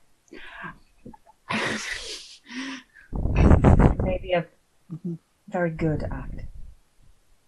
Vance leans in. If we're worried about the other 3, I don't think this is necessarily reason enough for us to delay anything we'd be planning, even if we can extract everyone. It's the question of how we're going to want to do more reconnaissance down there. Yeah, we'll see what we can do with the time we've got before.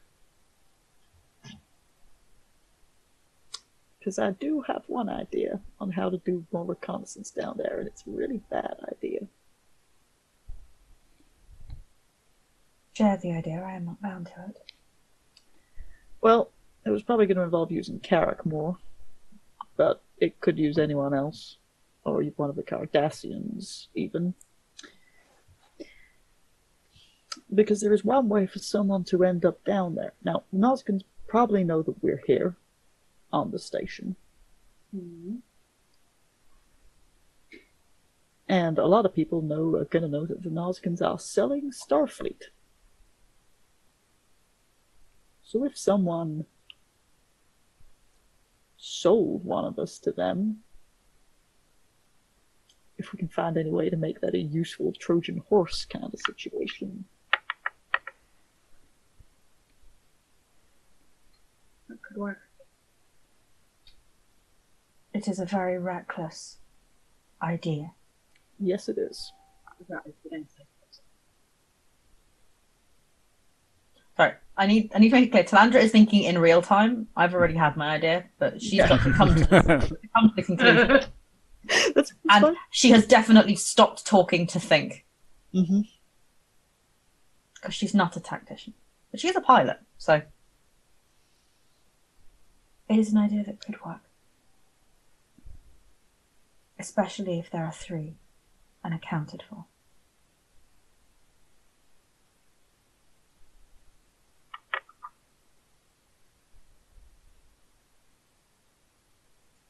Anything else I'd say involves either us exposing ourselves down there more, which is unlikely, or trusting someone else to go inspect the cargo, and maybe have a conversation with some of the Starfleet officers down there.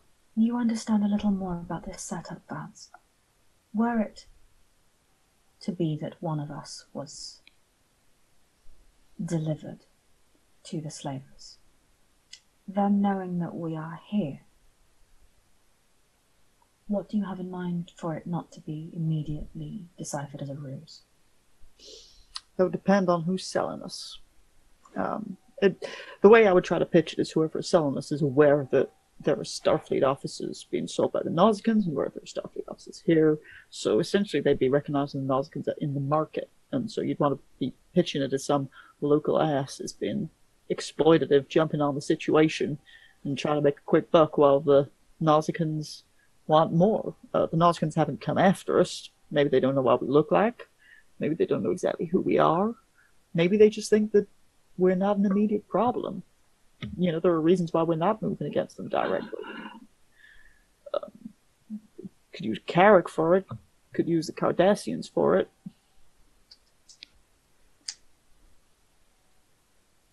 Or, but again, as you say, I know the situation a little bit. If these auctions work in any way, I think they will.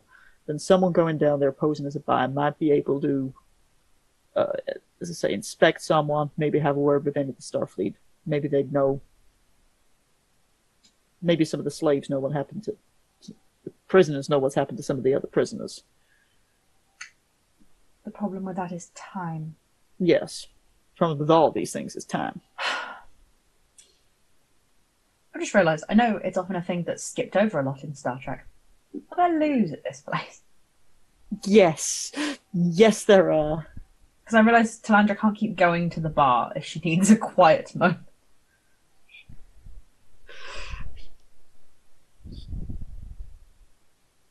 Although reckless, I do believe your idea is the most viable one we have for gaining more information about us. I will be back briefly. I need to communicate with the ship. But Talandra's going to wait, obviously, for getting the data from Strange. Right. She'll time it perfectly for when Elrad gets back. Yep, he returns, he brings synth ales all round. Considering it's synth ale, you can just think away your inebriation, even if you drink shitloads of it. Delicious. Or if apparently you're a lightweight, it gets you drunk anyway. Yeah, well, Star Trek and alcohol have a dubious relationship and consistency. You get a bad batch, it's fine. Yeah. Early TNG says you can will it away. Deep Space Nine, where people are actually human beings, means you get shit-faced. You can go to the toilet. I am not describing the space toilet on the shitty Orion Syndicate space station. So all we're saying is it's a good thing Talandra has a lot of poise and she's not actually going into the toilet. Yes, just as well she nursed that synth ale. I willed it away, it's fine. I will it all away. Will away the need to wee. Talandra to Kantos. Kantos here, go ahead. How's it going, Commander? Well enough, I was about to ask you the same thing, Lieutenant. Well, everything's been dead quiet up here. Good. We believe we have 21 of the missing crewmen accounted for. 21, right, so that leaves how many unaccounted for? I believe 3. I have an enhanced scan of the area they are in. I'm sending it to you now. I require you and Dr. Burov to engage as best you can with the transporters. You have all the information required for a medical transport. Boost the signal. Gather any and all relevant life signs in the area. Do not worry if you take raiders. Ensure you have a strong security detail. Understood, Commander.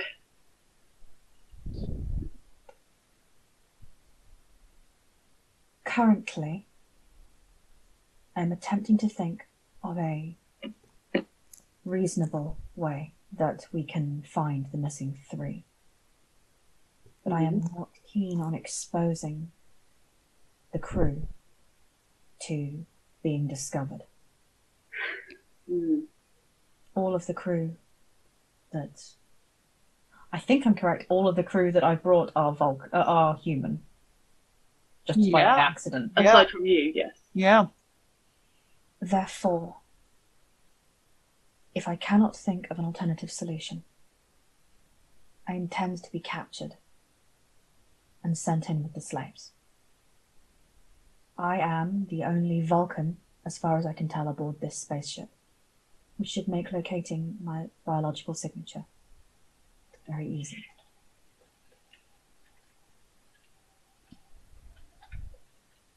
I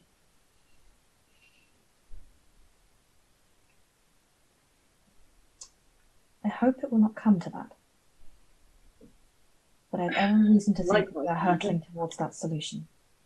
For even though I would like to have longer to think, time is very much of the essence. Well,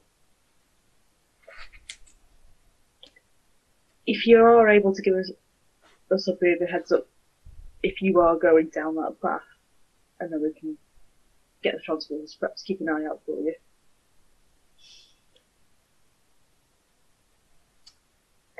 I think it is best that you assume I will be. It is why I am going, and none of the others. I'm aware that it flies in the face of protocol, but it is the most logical solution. No, you're right. Lieutenant, you have, I believe, locks on the rest of the away team through their communicators. Right? So getting them out will be very easy. True. I will obviously not have my communicator if I am taken prisoner. No, Therefore, but as you rightly say, you'll be only for pronunciation. of course. But should something go amiss, as it may well do, you are in command of the Iskandar. You are instructed to get as many people safely away from this space as possible. As it stands at the moment, we have a certain number of Cardassian allies aboard this station. I cannot see you raise your eyebrow at me, but I hear it.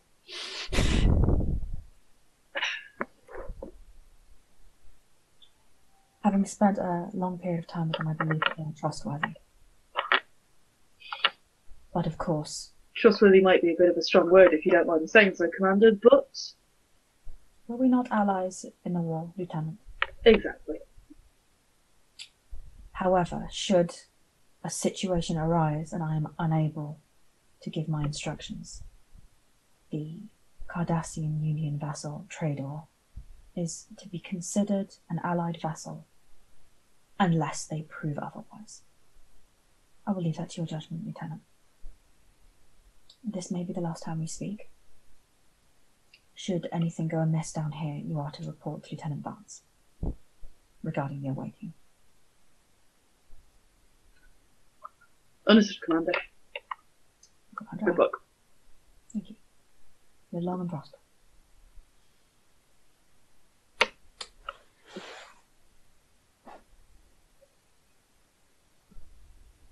Okay.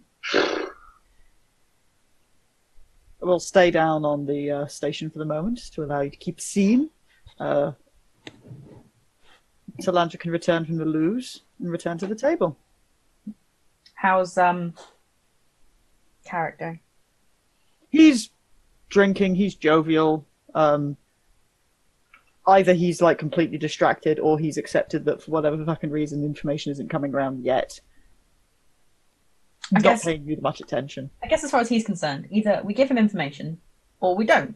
Yeah. Like, he's not that invested in us. No, he just wanted, like, his expression last time was that he kind of wanted the Nausicaans to not be a problem, and he dislikes Nausicaan slavers more than he dislikes Starfleet.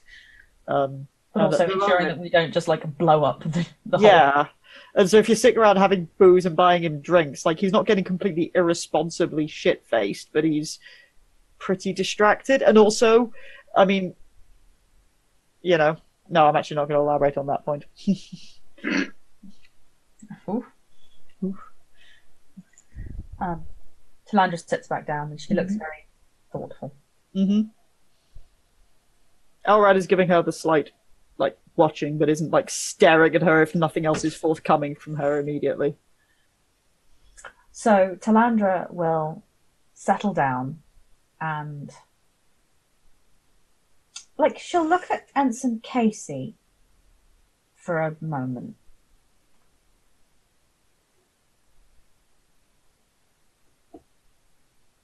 Commander? And she'll look away. Vance, Commander? as loath as I am to prioritize speed over reconnaissance, we only have so much time to safely extract the prisoners. And I believe that although I'm sure there is some dramatic irony to waiting until the market, that would be the time that is least sensible to do so. I agree entirely. Therefore, I have decided to go ahead with your plan. The only logical candidate is me. I happen to... Please explain your reasoning to me, Commander? I'm aware that putting myself at risk flies very firmly in the face of Starfleet protocol. Yeah. However, this entire away mission is one enormous protocol violation. I believe that I can justify all of the actions taken by myself and the crew aboard this station, and fully intend to in my report to Starfleet High Command. However, I have communicated with Lieutenant Kantos that the crew of the Iskandar are to beam down pattern enhancers and beam out the crew. It's a very simple maneuver. However, to add in a rogue element at this stage, one that is difficult to trace, would add an unacceptable variable to the safety of that crew member. I am, I believe, the only Vulcan aboard this station, which means finding my biological signature should not be difficult. Also, because I understand that if a slave is to be taken, there may well be a risk of violence against the member of that crew.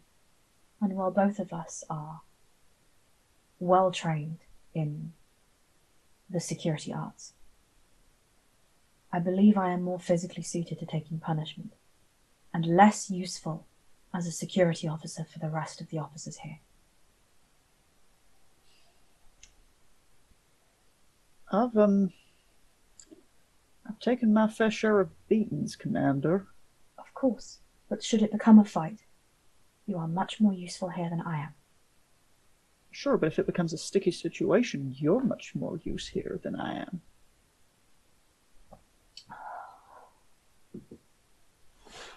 The situation is already, as you say, sticky, Lieutenant. What is called for now is action. Swift and decisive action. I would not have this become a fight. We have the technology, and we have the means. How were you intending on being taken prisoner? The options are that we sober up Carrick, although, on his own, I flatter it would have been difficult for him to subdue me. Or we use the Cardassians.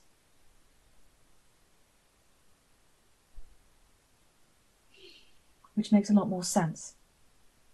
But if the raiders know these people personally, maybe it would be more challenging.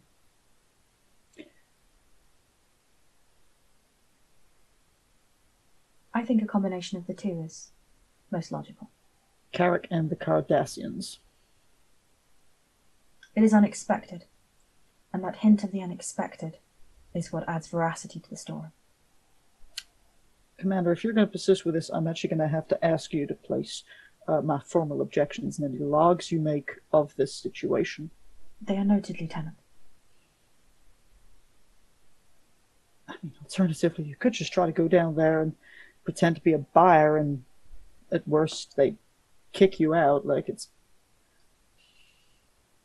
And once that plan goes awry, any subterfuge that we attempt will be automatically disbelieved.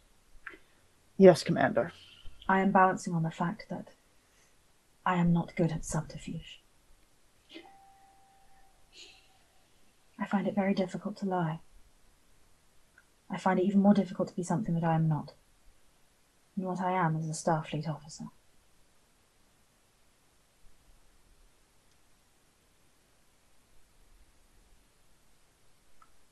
Yes, Commander.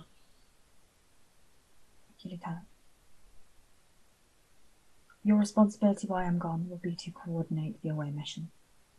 If necessary, to communicate with Lieutenant Cantos. And to ensure the safe evacuation of this away team.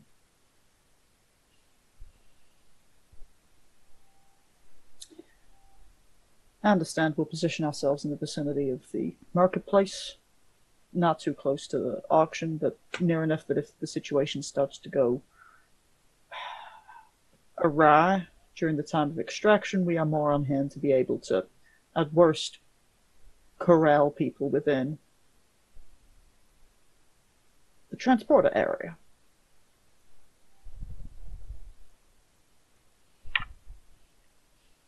I trust, Lieutenant, that your objections will not get in the way of your desire to complete this mission successfully. No, Commander, my objections are in fact going to absolutely ensure that that I do my utmost to get you out of the hands of hostile forces. I would expect nothing less of you, Lieutenant. Francis by now pretty looking openly. Loathing is a strong word, but vast dislike towards the Cardassians at this point. It's noted in the private logs of Slander. Mm-hmm. She will, however, look at Strange and Casey, who are sat with them as the kind of, like, we're having the officers' powwow. Although my decision has been made, I would value the input of you two.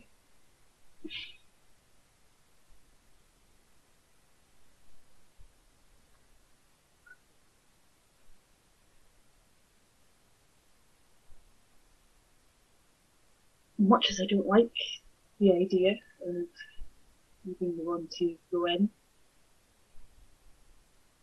I find that I have to agree with your conclusions. You are the most logical choice. It is going to be a lot easier for Lankovich to pick up one Vulcan than it is to find one human amongst many.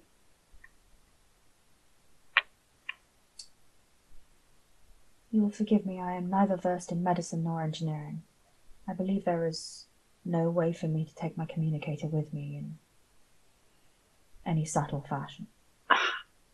Not in any kind of easy to set up language, I believe. I did not believe so. I understand that were we in sick bay, Dr. Burov could implant them. But... Absolutely. But we are not in sick bay, we do not have Dr. Burov and us.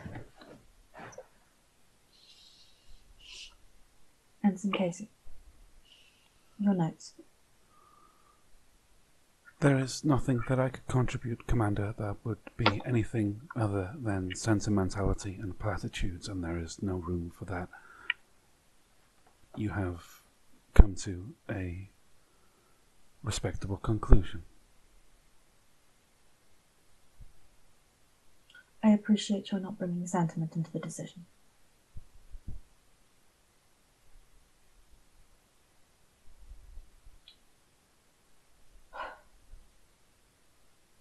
Well then, Commander, what do you need of us? Or rather, what comes next?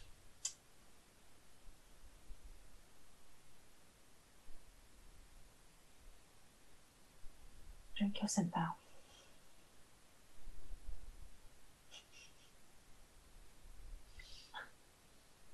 Gul Elrad, a word. Elrad moves over. What can I do for you, Commander? My security chief had an idea. One that I think is a good one.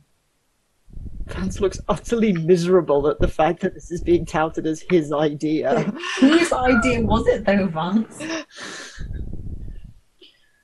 An idea, by all means.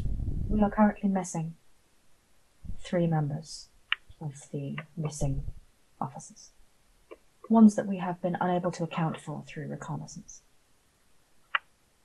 Therefore, they are unknown known. We believe that we have the means to extract those that have been kept prisoner. Mm-hmm. But currently, we do not have any information about the other 3. Therefore, we have decided to implant a member of this away team into the prisoners, that they may be processed by the raiders and able to account for the other 3. Have them entered into the circulation of the little prisoner populace. Yes. How then are you going to relay this information back to the away team? Lieutenant Strange, your suggestions?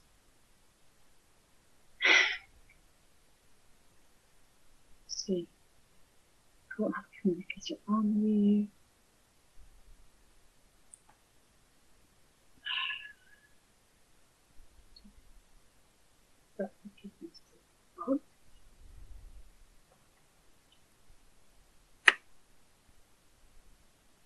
We might be able to rig up some kind of bug that'll just listen. You wouldn't really be able to receive anything.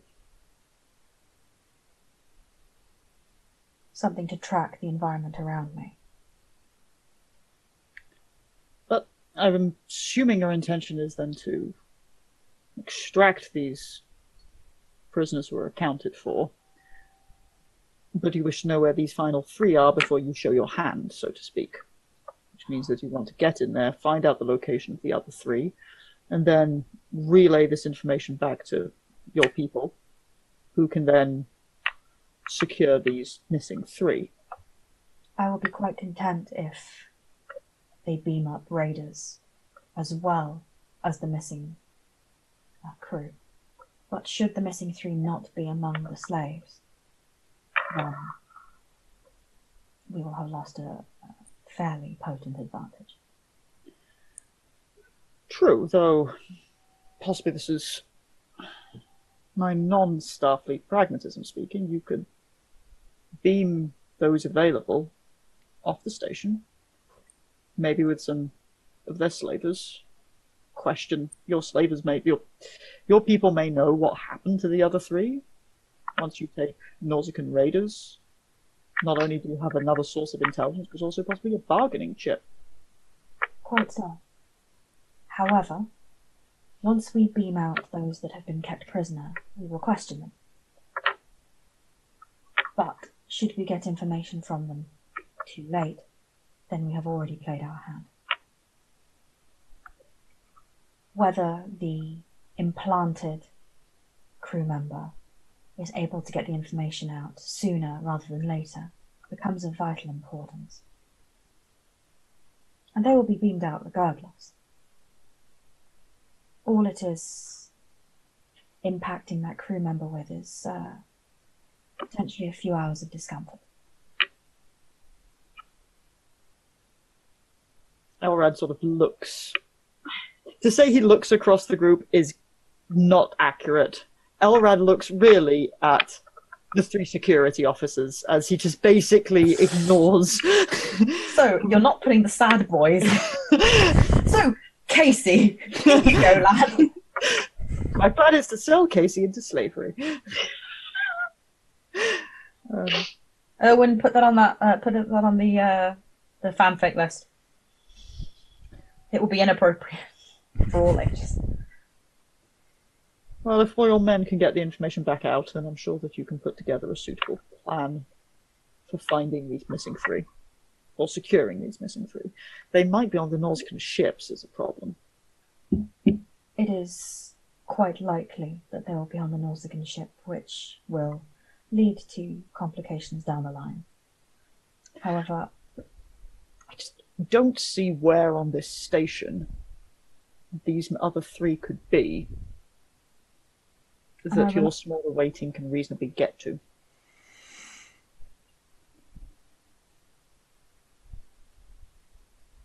I apologize. I'm dictating to Starfleet how you conduct matters with your own personnel. I understand your desire to secure absolutely everyone. How can I be of assistance, Commander?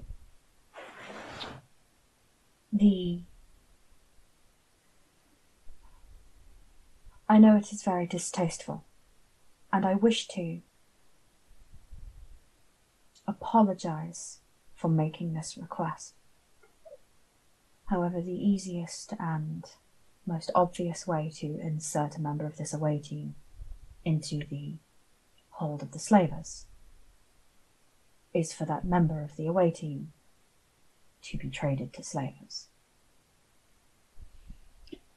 I intend to ask... completely forgotten his name. Carrick. I intend to ask Carrick to be somewhat responsible, but he is...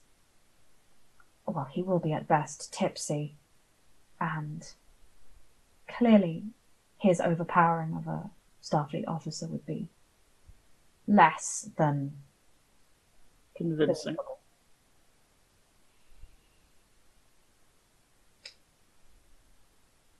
But I can think of something more convincing. You wish for me to sell one of your security officers into slavery? No, Gul Elrad, I wish for you to sell me into slavery. Damn it, I failed at my poker face.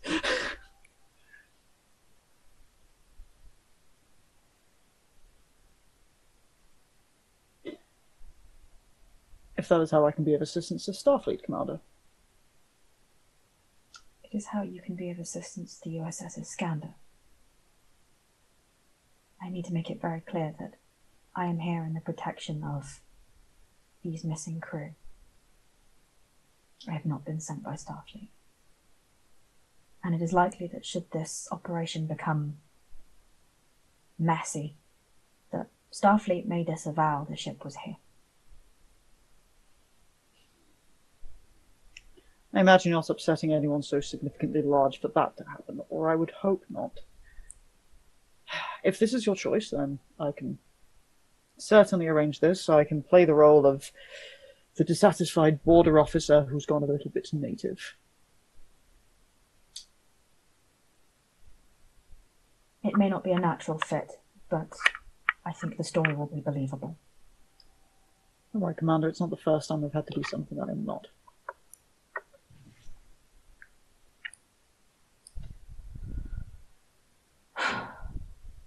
Therefore, if you could get your doctor to see to Mr. Carrick. I'll get him a little injection. We will fill him in on the plan.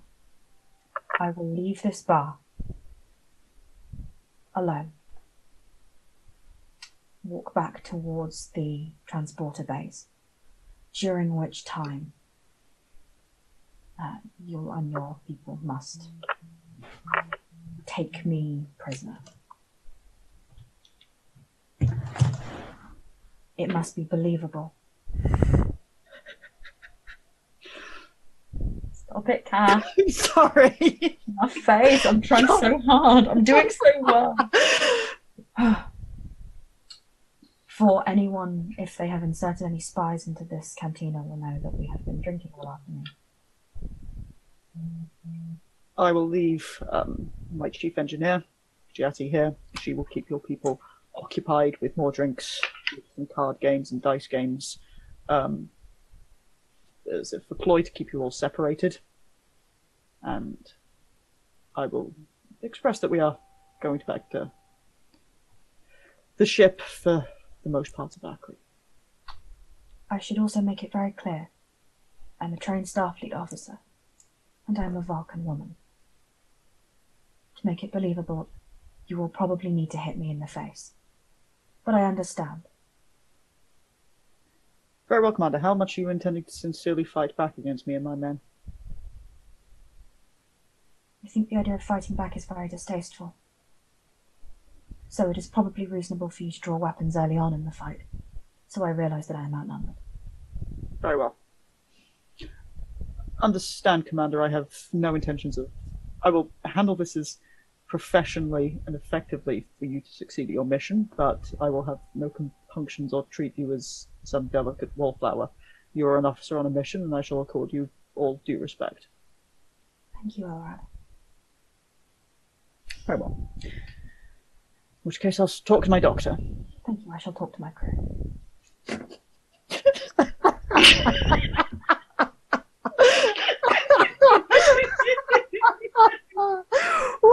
is this mission?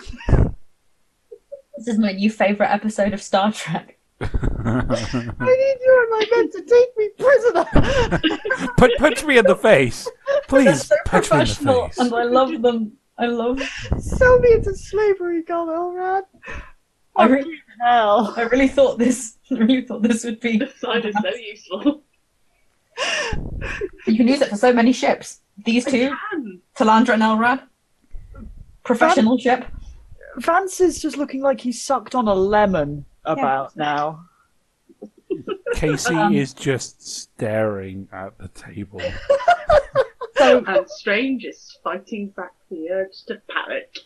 so to avoid slowing down this scene Yes. with lots of coordination, which we can just cut to. Yep. What Talandra will now arrange with the rest of the crew is like the time that the operation will go down, which will give her a certain number of hours to poke around, but will mean that this goes down like half an hour before the auction happens, or something like that. Like, Yeah. like she won't be absolutely perfect, but there'll be a signal and there'll be a distraction, and she'll see the distraction and go, it's happening now. And Strange hooks her up with this. Okay, so the idea is that she's going to get sent in now-ish. As soon as possible, she's going to get taken prisoner. So that leaves a little bit of time for the Nausicans to question, process, etc., etc. Time for her to get into general circulation with the rest of the slaves. And about half an hour before the auction is going to go down, there will be the away team is encouraged to come up with some sort of distraction, which allows for Talandra to send out word from whatever information she has gathered. Yeah, pretty Okay. much. And How is Talandra sending out that information? with whatever sound tracker thing you set her up with. Okay, cool. Yeah, what is Strange doing? Aside from crying inside. Aside from crying inside and trying to think of ways of getting Talandra to just not do the thing and send somebody like valuable instead, like him. While Talandra's sitting next to him going, if you're going to secret something small, I suggest I have practically short hair, so in my hair will do. They're unlikely to cut my hair. That does seem reasonable, yes. You're going to That find would many. be good for picking up signals as well. Shouldn't be too obscured, so should have good audio. You're going to find many of the components that you need within a comm badge, and comm badges can be easily replaced. I would suggest dismantling that. Oh, good point. Okay. Strange, make me a reason and engineering check. Difficulty. I'm going to make this a difficulty 2 for turning the comm badge both into something else and making it small enough for this purpose. Yep. I mean, it's really taking away a lot of the function, but yes. Yeah. Well, that's a 1. Feel free to use the momentum, by the way. You rolled a I don't 1. need it. I've rolled a 1 and a 4. Feel free to give us momentum, by the way. And I have jury rigging as a focus. Fuck yeah. Gain the right man for this job. Gain 2 momentum. So, yeah, that was 4 successes. So, yeah, 2 momentum. Okay. Not that we need momentum, because I mean, I might. I'm about to be taken prisoner by slavers. By Cardassians. Dreamy Cardassian. I love I the mean- interpretation that all of this has just been intentional flirting by Talandra for the entire evening. Of course it has. As if Talandra does anything unintentionally. Turns out she got this whole thing from a plot of a Cardassian romance novel. You have to take me prisoner for the good of the Union. Yeah, that sounds like a Cardassian romance novel. And then he goes, good, the Union is preserved, and then they don't have sex. And then they preserve their union. No, Yeah. there is no romance, they just only duty to the state. No love, only duty. But what I Sandra get will do, it. she will take out her tricorder and her phaser. She Mhm. has her gun. And she will lay it very gently on the table in front of Casey. He doesn't really look up. He just quietly gathers them. Thank you, Anson. Yes, Commander. Meanwhile, let's see how good this medical officer is as the Cardassians start to set about trying to sober up Carrick. He's dead. Yeah. they give him a fucking jab, you know. They've got the ship's doctor with them, or at least a medic. You keep that shit to hand in case someone gets really unhelpfully drunk on shore leave. You say in case. You mean when? Well, in case it's inconveniently drunk. In case we need them to sober up real quick. Plus, he lives his life almost permanently hungover. That's also true. So, yes. Are you leaving it down to the Cardassians to explain stuff to Carrick? Explanations are forthcoming. Yes, okay. Things are explained to Carrick, who mostly just looks dead and hungover throughout the process, so he's not particularly forthcoming. He's understanding, but it's more monosyllabic. Okay, and Talandra can leave. The moment she leaves, Casey excuses himself and goes to the bathroom. Okay. Caution, it's the worst. Vance is at this point just openly glaring daggers at Elrad, who is ignoring him. Kind of politely ignoring him, rather than fuck that guy ignoring him. You mean like on any other day you'd have turned around and gone, is there a problem? Yeah, like, shit's bad, you're glaring at me, okay, that's fine. You're having a bad day, buddy. About 5 minutes afterwards, Elrad gathers his men, except for... I was gonna... I was gonna have Strange follow Katie. Okay, go. You can go into the I wanna see bathroom. that. Go to the bathroom. I'm going to put my kettle on. So yeah, Strange just followed Casey to the bathroom. He hasn't even made it within. He's found a corner nearby that's just away from immediate visibility. His back is turned away from towards Strange, so no immediate visibility of the face. He is leant against a wall, quite slumped, and his hand is kind of roughly tussled through his hair, and he's almost like grabbed a fistful of it, and is just muttering to himself. And Strange will approach, kind of to one side. The way I've got it in my head is there's a load more wall. Yeah. Strange will kind of go to kind of one side of Casey, also be up against the wall. There's the tail end of this muttering, and it goes along the lines of, it's the most logical route. Of course, it's the most logical route, and there is nothing to be contributed from fear or from concern. So this all needs to be quelled. And then noticing Strange, he'll kind of straighten, quickly wipe at his eyes. Lieutenant. You alright? Yes, I'm fine. I'm apprehensive of the mission to come, but nothing that I can't handle, I assure you. You both. But I'm sure she'll be fine. She will be. Of course she will be.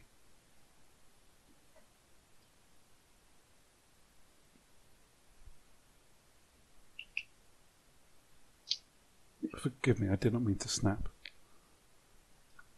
No, it's fine. Just because we know she's going to be fine doesn't mean we can't be bothered, right? It doesn't contribute anything. Worrying, it doesn't add anything. If anything, we need to put it aside and focus on what we can contribute, ways we can make sure that her extraction is successful. True. That's what the concern keeps us on our toes and keeps us alert, watching for anything that might go wrong. Entertaining fear and worst case scenarios is practically complacency. It's a distraction, as you say. And I am Starfleet.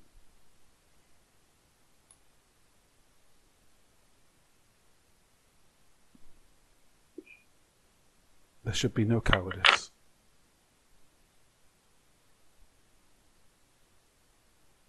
Concern isn't the same thing as cowardice.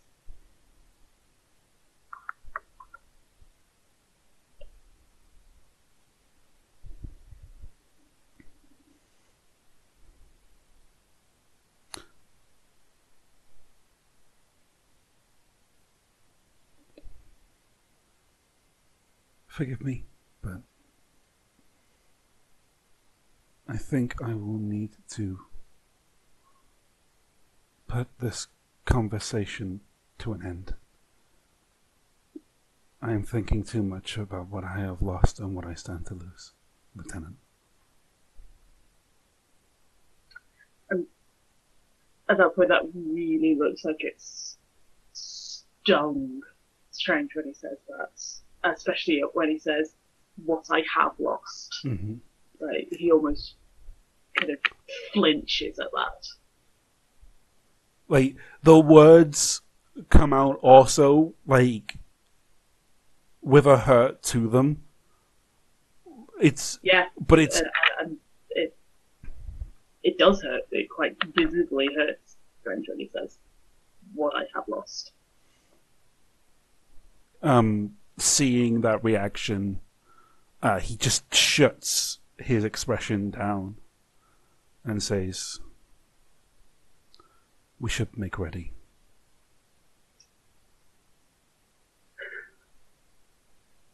Yeah, you're right. We should. Thank you, Lieutenant. Not. And he goes back to the table. Strange takes a little bit longer.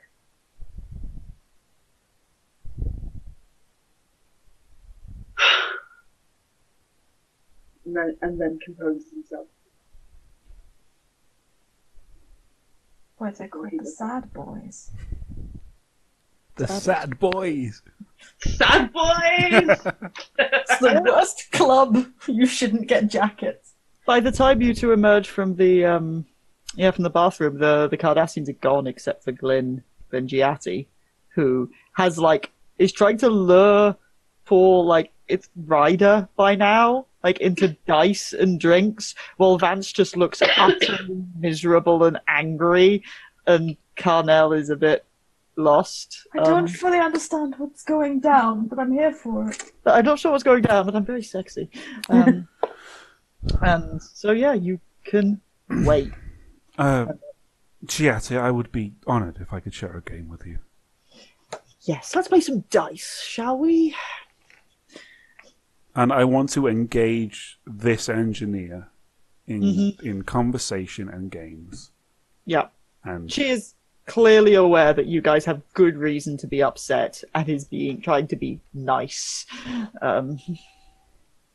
Thank you, new mom. Yeah. Well, Vance is having literally fucking none of it.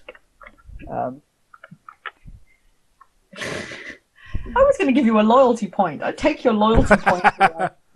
He's not happy. No, not Vance. Well, fucking new mom over here. I've left the room. Yeah, she's also the nearest potential mum figure. Jesus You'll be Christ! my replacement mum now. Mercenary little shit. Teach me dice. Vulcan mummy never let us play with dice. Motherhood ended with Palandra. Now Giatti is mum. Giatti is fun, mum. Yeah. She'll buy you drink. I like gamble, mom. You're a timeout, mister. Cut to the Don't suffering. sit on the naughty step. Cut to End that right. scene. We lost momentum. You lost momentum, and cut to a corridor as Talandra walks, and it's Carrick who steps out in front of her. He's clearly found some sort of... He knows the station better. He's found a route to step out in front of her. He has a disruptor pistol in his hand and is a sufficiently consummate actor to be able to pose and go, terribly sorry, Commander, but it just became much better business to do business with someone else. You have sided with the raiders, Mr. Carrick. I've sided with my wallet, and turns out there are other people who have similar such interests. Which is when behind her there is a thudding of footsteps. It's not the entirety of the senior staff of the Trador, but it is Elrad, 4 of his burliest Cardassian soldiers. And yeah, Elrad basically opens up by just lamping Talandra in the face upon arrival. There is no hesitation. She's real proud. She's real proud. That is where the 3 Cardassian soldiers also draw their disruptors. Elrad kind of steps back as Talandra's reeling from the blow. I'm terribly sorry, Commander. But life on the border, just not the fitting sort of lifestyle of an officer, and what I can get out of you on the market will be considerably more than what I can get out of friendship with Starfleet.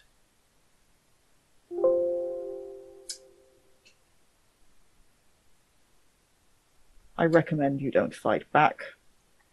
You will make a far better piece of merchandise if I have not had to have them shot repeatedly with stuns.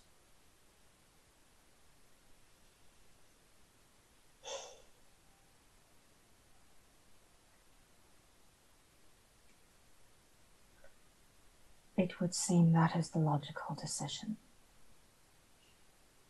Gul Elrad. As it should be. Carrick kind of saunters up. It's going to be an excellent payday for pretty much everyone, which is the point where Elrad just fucking backhands him.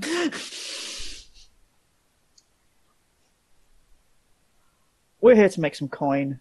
You can keep your satisfaction for later. You know this is an utterly distasteful process, but needs must. Alright, I'll make the introductions then. I'll just do everything you need to deal with the shitty part of the galaxy while you pretend that you don't have to engage with. Okay. And Talandra is led down through the corridors and down into the marketplace, flanked by the Cardassians, and then Elrad at the front and Carrick leading a lot of them. You've not been down into the marketplace, and it is every inch the little den of lights and smells and sweat and proximity, and for the most part it is selling crappy food or knickknacks or tech or various other supplies, as no one asks for permits, no one asks where anything came from, and you can get pretty much anything that you want in this little bit of the Raggedy Edge. And they lead you to the Nausicans, who have a little bit more of a bigger section. They've got a small entranceway. They've clearly had an improv little fence out of some packing crates set up to form a little perimeter. And there are a couple of big Nausicans at the front. Carrick goes up, talks to them, gestures to you, talks some more, gestures to the Cardassians. There's a bit more of a back and forth. You go in, the Nausicans gesture, and Elrad leaves his men behind as he, Carrick, and you go in. And inside you're in a little bit of a ring. You've got a kind of a central desk dais area with pads and one of the biggest Nausicans there. And around the perimeter next to where the kind of fenced-off area is there are the Starfleet officers. They are actually in genuine cages. They've rigged up these big, quite big cages, not like crammed in sort of thing. They can stand in them, but they've got these lined up for all around this perimeter for this 20-man odd setup. Whoa. Yeah. Remember the name of this dude? Shithead. Yeah. You tell him. Again, more words with the big Nausicaan. There is some back and forth conversation. Some Nausicans come over, grab Talandra, move her off to the side, and she is subjected to a pat down. I am going to give them a roll. Myself. I feel like it would be mean for me to spend threat right now. I'm going to spend threat right now. Wait, I thought you said it would be mean. You're not mean. You say mean. I heard you say funny. Yes, I'm going to set it, however, at a difficulty 2 to find the object. So it's a 17, an 18, and a 20. Ooh. They don't, Give her a phaser. they don't find shit. Talantra gambled on the nature of lazy raiders, and she won. Yeah. If they roll. No. Okay.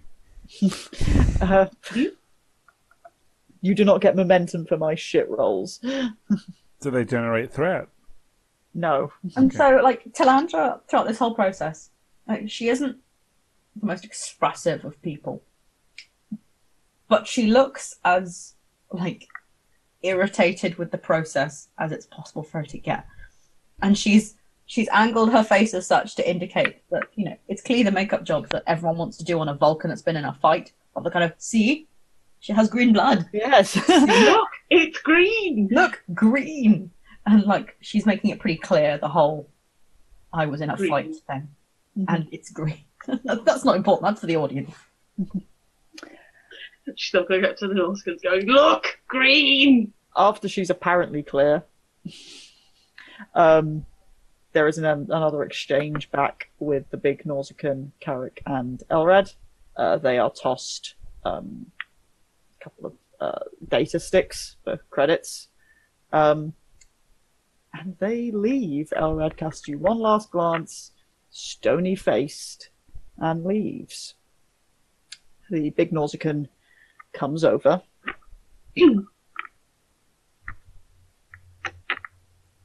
I know why you're here. You thought you were going to be able to get your people out. But that's not working. So now, you belong to me. You behave, everything goes easy. You cause trouble, less easy. It's that simple. We have all the power here, and we can cause pain without doing anything that makes you less valuable to us. You understand?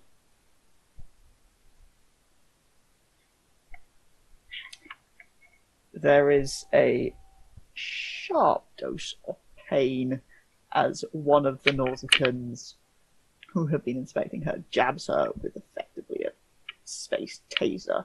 That's cool. I'm a Vulcan. And Vulcan don't care. and then the lack of reaction cranks up the voltage. For some reason, this is her hell.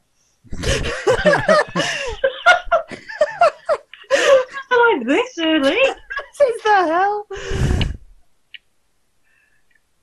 And Don't show pain. Don't show emotion. make me a fitness and command check. I'm here for fitness command. Difficulty 1. Does my composure count? I have Yeah. it twice. Fitness command. Yeah. Hey, my fitness is pretty good. Thanks, Mike.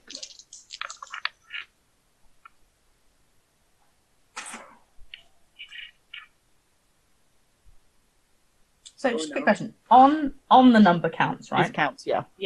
So that's 1 success. Okay. You keep your cool. The big Nausicaan gestures in a way. Just throw her in. And Talandra is dragged off. There is clearly an electronic lock on the cage network, which does at least seem that you could probably get through to pretty much everywhere in this little U-shaped cage thing, and is tossed in. And the door clumps shut. How badly did it hurt, though? A lot, like fucking loads. I would be setting that difficulty up if you weren't a Vulcan. Like, she probably waits until they're gone and then just exhales.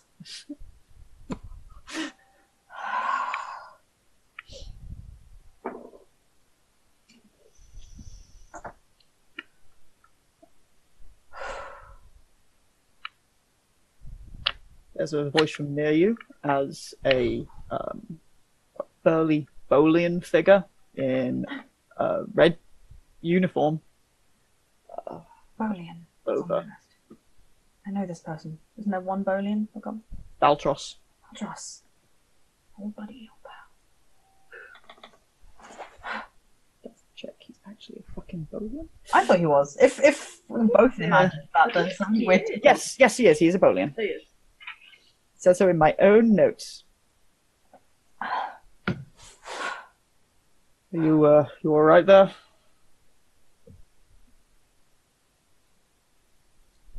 To say that I have had worse would perhaps be an exaggeration. But I understand that I am unharmed. They like getting a reaction. Then I imagine I am a poor choice of target. That might make you draw their attention a little bit more. It's...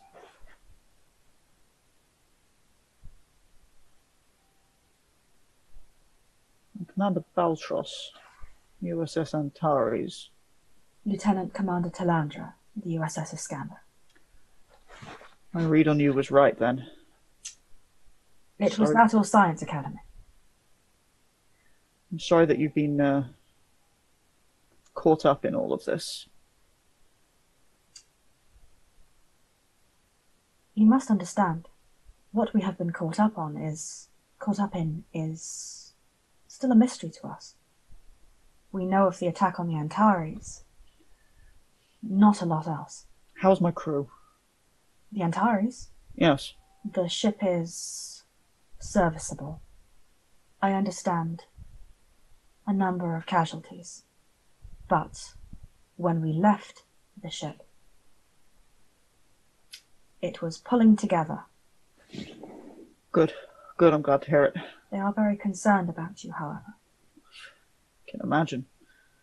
If you fraying around, they'll keep them together. I'm not going to worry about that.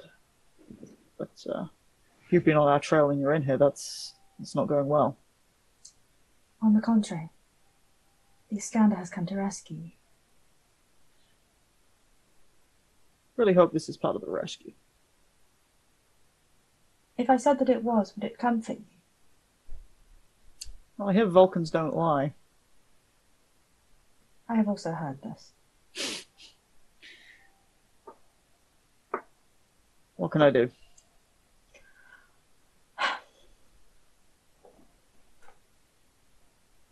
My crew have managed to trace 21 life signatures. I understand from a cursory glance the 21 crewmen that are here. Yes. By our number, that means we are missing 3. Yes.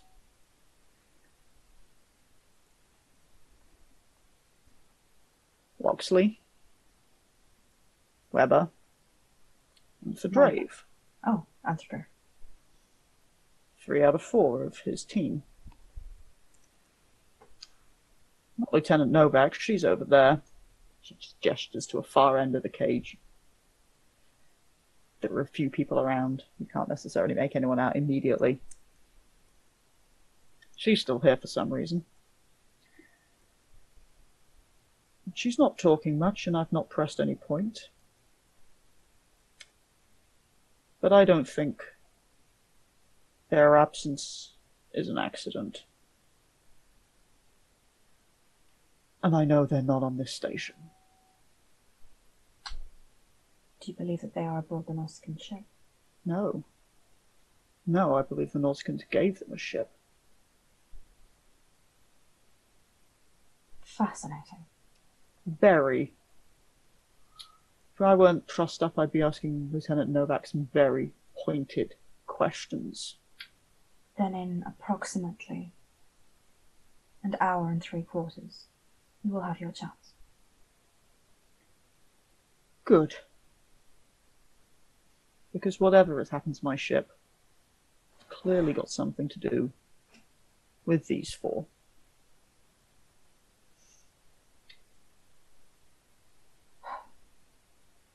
Given Novak's tenuous position, Mm-hmm. do you have grounds to place her under arrest when we return to the Iskandar? Yeah, I would say so. Certainly sufficient to have her restrained, barring further investigation. Very This well. was all down to things I overheard while in transit, hearing the Nausicans make mention of getting a ship for the others. Of course. And She doesn't know what I know. I shall trust the judgment of a fellow executive officer. Good. Then in which case, do we have anything to do but wait? I'm afraid not. You must forgive me. I am not well trained for infiltration. Is it better that I am quiet and compliant? Quiet is better. Might not be good for your pride, but if they pay attention to you looking on that little display out there, they're gonna, as I say, want a reaction out of you. And they may make it worse if you don't give them that. On me or on the rest of you? I haven't seen anyone start taking a stand yet to see how far they'll go. We've only been in their captivity, what, 12 hours? 18 hours? Usually one short, sharp shock from those sticks has been enough. Make no mistake, it was exceptionally painful. I just think that's down to you, Commander, as to how you react if they do it again. And they will probably do it again. I understand. I thank you for your warning. And to figure out how to handle these sorts of people pretty quickly when there's pain on the line. I understand it is a great motivator for humans. And Bolians. But right now my motivation is going to be getting through this and getting to the bottom of what's happened to my ship. Well, my motivation is ensuring you and your crew get out of here safely. Then our purposes are aligned, Commander. It's very pleasant when such a things occur. It is. And that, poised at the brink of a rescue mission I thought you would have completed. More Iskandar, say. Missions. That there's more going on beneath the surface. Dun, dun, Dun, dun. I am going to end session 3 of The Cutting Edge here for the next fortnight. So I'm a little bit obsessed with this session. I think This was a good session. this was good drama. Yeah, you guys didn't get like as much as I say. I was ready for things for how far you get once you left the station. And I'm again, I feel like it's been nice roleplay, so I'm not, so long as you're happy with the roleplay, I'm not bothered at it being slower. But, It's been intense roleplay as well, which is the best kind. Absolutely. all coming together. It's all coming together, but also drama. Mm-hmm. Drama. Drama. Drama. Drama. Talandra's Drama. kinky planning. Drama. You punch me in the face and you choke me a little. Look me in the eye. First, it was a plan to make everyone else go away so I can have long, intense drinks with this Cardassian, and then he's got to beat me up and sell me into slavery. Put your boot on my neck and call me a good girl. Look. It made logical sense. There was a line. No, Mike did not cross the line, and that's still firmly within appropriate talk. But the point I'm making is it was all firmly, logically in line with Sensual. her beliefs. And desires. How dare you? She's a Vulcan. She doesn't have desires. Uh-huh. Sarek tells you you're a liar. I might have done a lot of Sarek-themed research for this session. He punched you in the face without hesitating. Like, that's hot, right? I mean, it shows his commitment to seeing through his intention, and she thinks intention is very important. She's not big on violence, but also she had to ask him to do it. Because she's genre savvy, and she knows that in order to be taken prisoner, she has to have the lip thing. She has to have been punched in the face. Yeah, like literally, she's like, she thought about all the places that she could get punched, and then was like, I'm wearing quite a lot of fabric. Better be the face. Yeah, face. And then she's like, well, if someone's getting punched in the face, it should be me, because I can withstand a punch in the face. Was the moment when she was looking at Casey like, how punchable is that face? Like, I'm not gonna lie. I suppose if you'd invited Vance to be taken prisoner and brutalized by Cardassians, there would have probably been more conversations. I'm going to resign from Starfleet. That's also the sort of thing that she kind Bye. of, it's also the kind of thing that she can't ask him to do. Like, she's aware that this whole mission is very grey area, which is fine. Like, it's safely grey area. Like, it's more out of remit rather than like. Yeah, you're deviating from your mission parameters, but like Starfleet ships are expected to do that shit all the time. She maintains, though, it's the sort of thing that we will definitely be called up to explain ourselves, but she's very confident that she can explain what the crew did and it's fine. But, like, there's certain things you have to do, like, and she can't ask him to do that. Also, because if they're attacked when she's in the prison, like, they need security officers. They don't need tough Vulcan. And I maintain that she's a Vulcan and the only Vulcan on this ship is a really good idea. That It is No, logical. it doesn't actually make sense. Mhm. I'm just kind of glad that the crew didn't see the Cardassians take her down, because like that might create that sense of, oh no, they were well too into it. Strange would have been both very stressed and very reckless if he'd been there.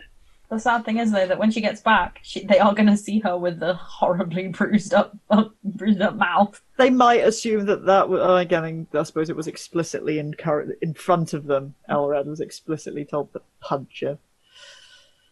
I love that they're playing stone face like chicken. Like, I'll punch you in the face and I'll not even care. I won't even care that you did it. I'll take you. I wouldn't even care that you don't care that I won't even notice. I'll sell you into slavery, and I won't care. I won't care. You're just a newcomer. And then I'll watch you like torture you with the torch stick and be like, "Yeah, this is fine. I'm into this." This is what? I mean, I'm indifferent. Yeah, I just totally really want like, later on to be like, "Oh, so Carrick," and it's like Carrick's just been thrashed. And they're like, "We can't deal with this any other way." We're just gonna beat the shit out of Carrick. Yeah, It's like, I'm well, Rich. I totes deserve this. he did beat Carrick in the face. That was a moment Yeah. where Talandra had the two colliding things of, he does have a very punchable face, and no violence, no. I'm a pacifist. Carrot, I'm a pacifist. but punchy face. But then she has that moment of going, yes, hit him harder. No, Vulcan, no. Bad Vulcan. We don't do that anymore. No, bad. Yeah, because being involved with the Cardassian is going to be super good for all of those, Vulcan Is repression. anything about involved? I'm not on the market. I'm not looking. You are now on the slave market. Well, I am. True, literally. you are now on the market. Wouldn't it be ironic if then he's like, and then I buy you, and then like I can then Yeah. just throw it away. And it's like, fuck.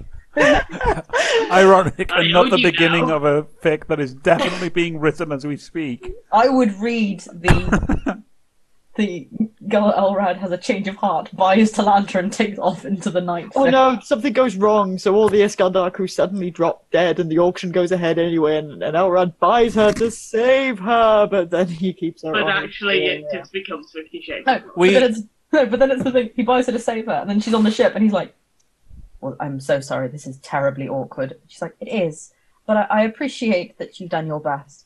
Shall we talk about this like grown-ups, not like, no, I did it to save you. You don't get to say how I get saved.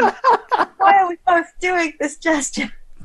I don't know. We have genuinely been asked if we give permission for fic to be written about our characters. Like, not only do I give permission for fic to be written, but if you're on AO3, then there is an @ItUCrew tag. So tag any ItUCrew fic in that, and I am actually working on a fic at the moment that I'm gonna upload. But also, yeah, like if it's filthy, I don't give a shit. Do what you want. Yeah, I like filth. I'm a grown-up who likes. Who has put her character into this position? So I need the chat to know that I am a filth wizard, and I have two. And only to the pig and the rat. I have two archive of our own accounts. I have my Praxis Descends account, which is where all of my very nice ItUCrew fic goes, and it's all very clean and presentable. And then I have my other fic account that is not okay. I'm not gonna show any of you, but you would all think less of me or more of me. I could never if you think think less more of of me. you. I think less. I can't lie. Trying to keep a straight face during Elrad and Talandra plotting for him to sell her into slavery has been one of the hardest things I've ever had to do as a GM.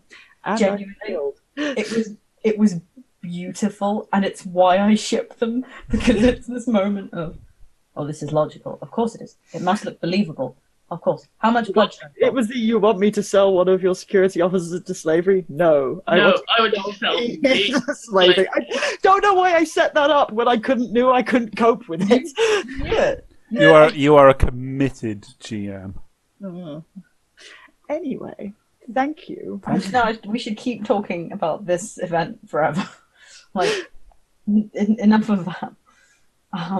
Been a very good session. Thank you, my fine players. No, thank you. Thank you. Also, genuinely thank you for being such a good GM to run this nonsense and be like, I've got a plan. It's a fucking mental plan. And you're like, yeah, sure. I'll hit you right in the face. I had, the extent of my planning and for ideas was I wasn't sure how you were going to resolve it without violence. And it included things like you could use the Trojan horse option, etc., and a few others. I thought that we might do a Trojan horse kind of thing as well. So yeah. I basically backformed the logic on the Trojan horse plan because it's peak drama.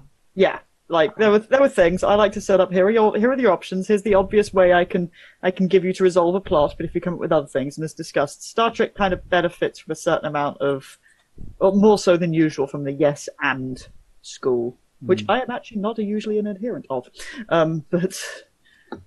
For Star Trek, you're all meant to be super smart, competent people. So go, I do the thing with the science, which no one ever mentioned existed. Because as a GM, you can't go, here is all of the scientific data relevant to this situation. Or going, quantum scanning, pattern enhancers. Yeah. Quantum scanning, pattern enhancers. Yeah. That's all I know. And I was like, strange, quantum scanning? And he was like, and pattern enhancers? You got it. That's why you're chief engineer. Now go and do that in a Scottish accent for 4 hours, and I'll see you soon. I'll do it. You got it, Commander. Take Casey with you. The day we realised Strange was a fucking extended task beast. He's a Starfleet engineer. I mean, Gwen was kind of built around being, an extended task beast, but Strange is just ridiculous. He's not good at anything. Also rolled ridiculously well on your damage to the extended task. And I had various things to kind of boost that as well. So. Yeah. And to be fair, a bad roll, even within how it went, a bad roll, and you were on your last attempt, so a poor roll. It's true. So it worked out. It worked out that I didn't need to spend, buckets of momentum to make that last roll work, so that it's done just in the nick of time, because that's how Star Trek do. Yes. Right. So, before we shut this nonsense down, obviously I want to thank Kath, Emily, and Mike for just being here and being so glorious.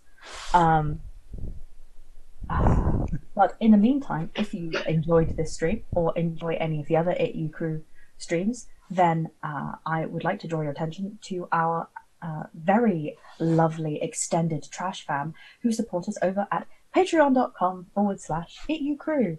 That's right, patreon.com/itucrew. The same account as we have on Twitch, and in fact on Twitter. It's like we planned this. And we did. So please throw all of your trash bags in the chat, or just purple love hearts if you don't have them, for these very fine people.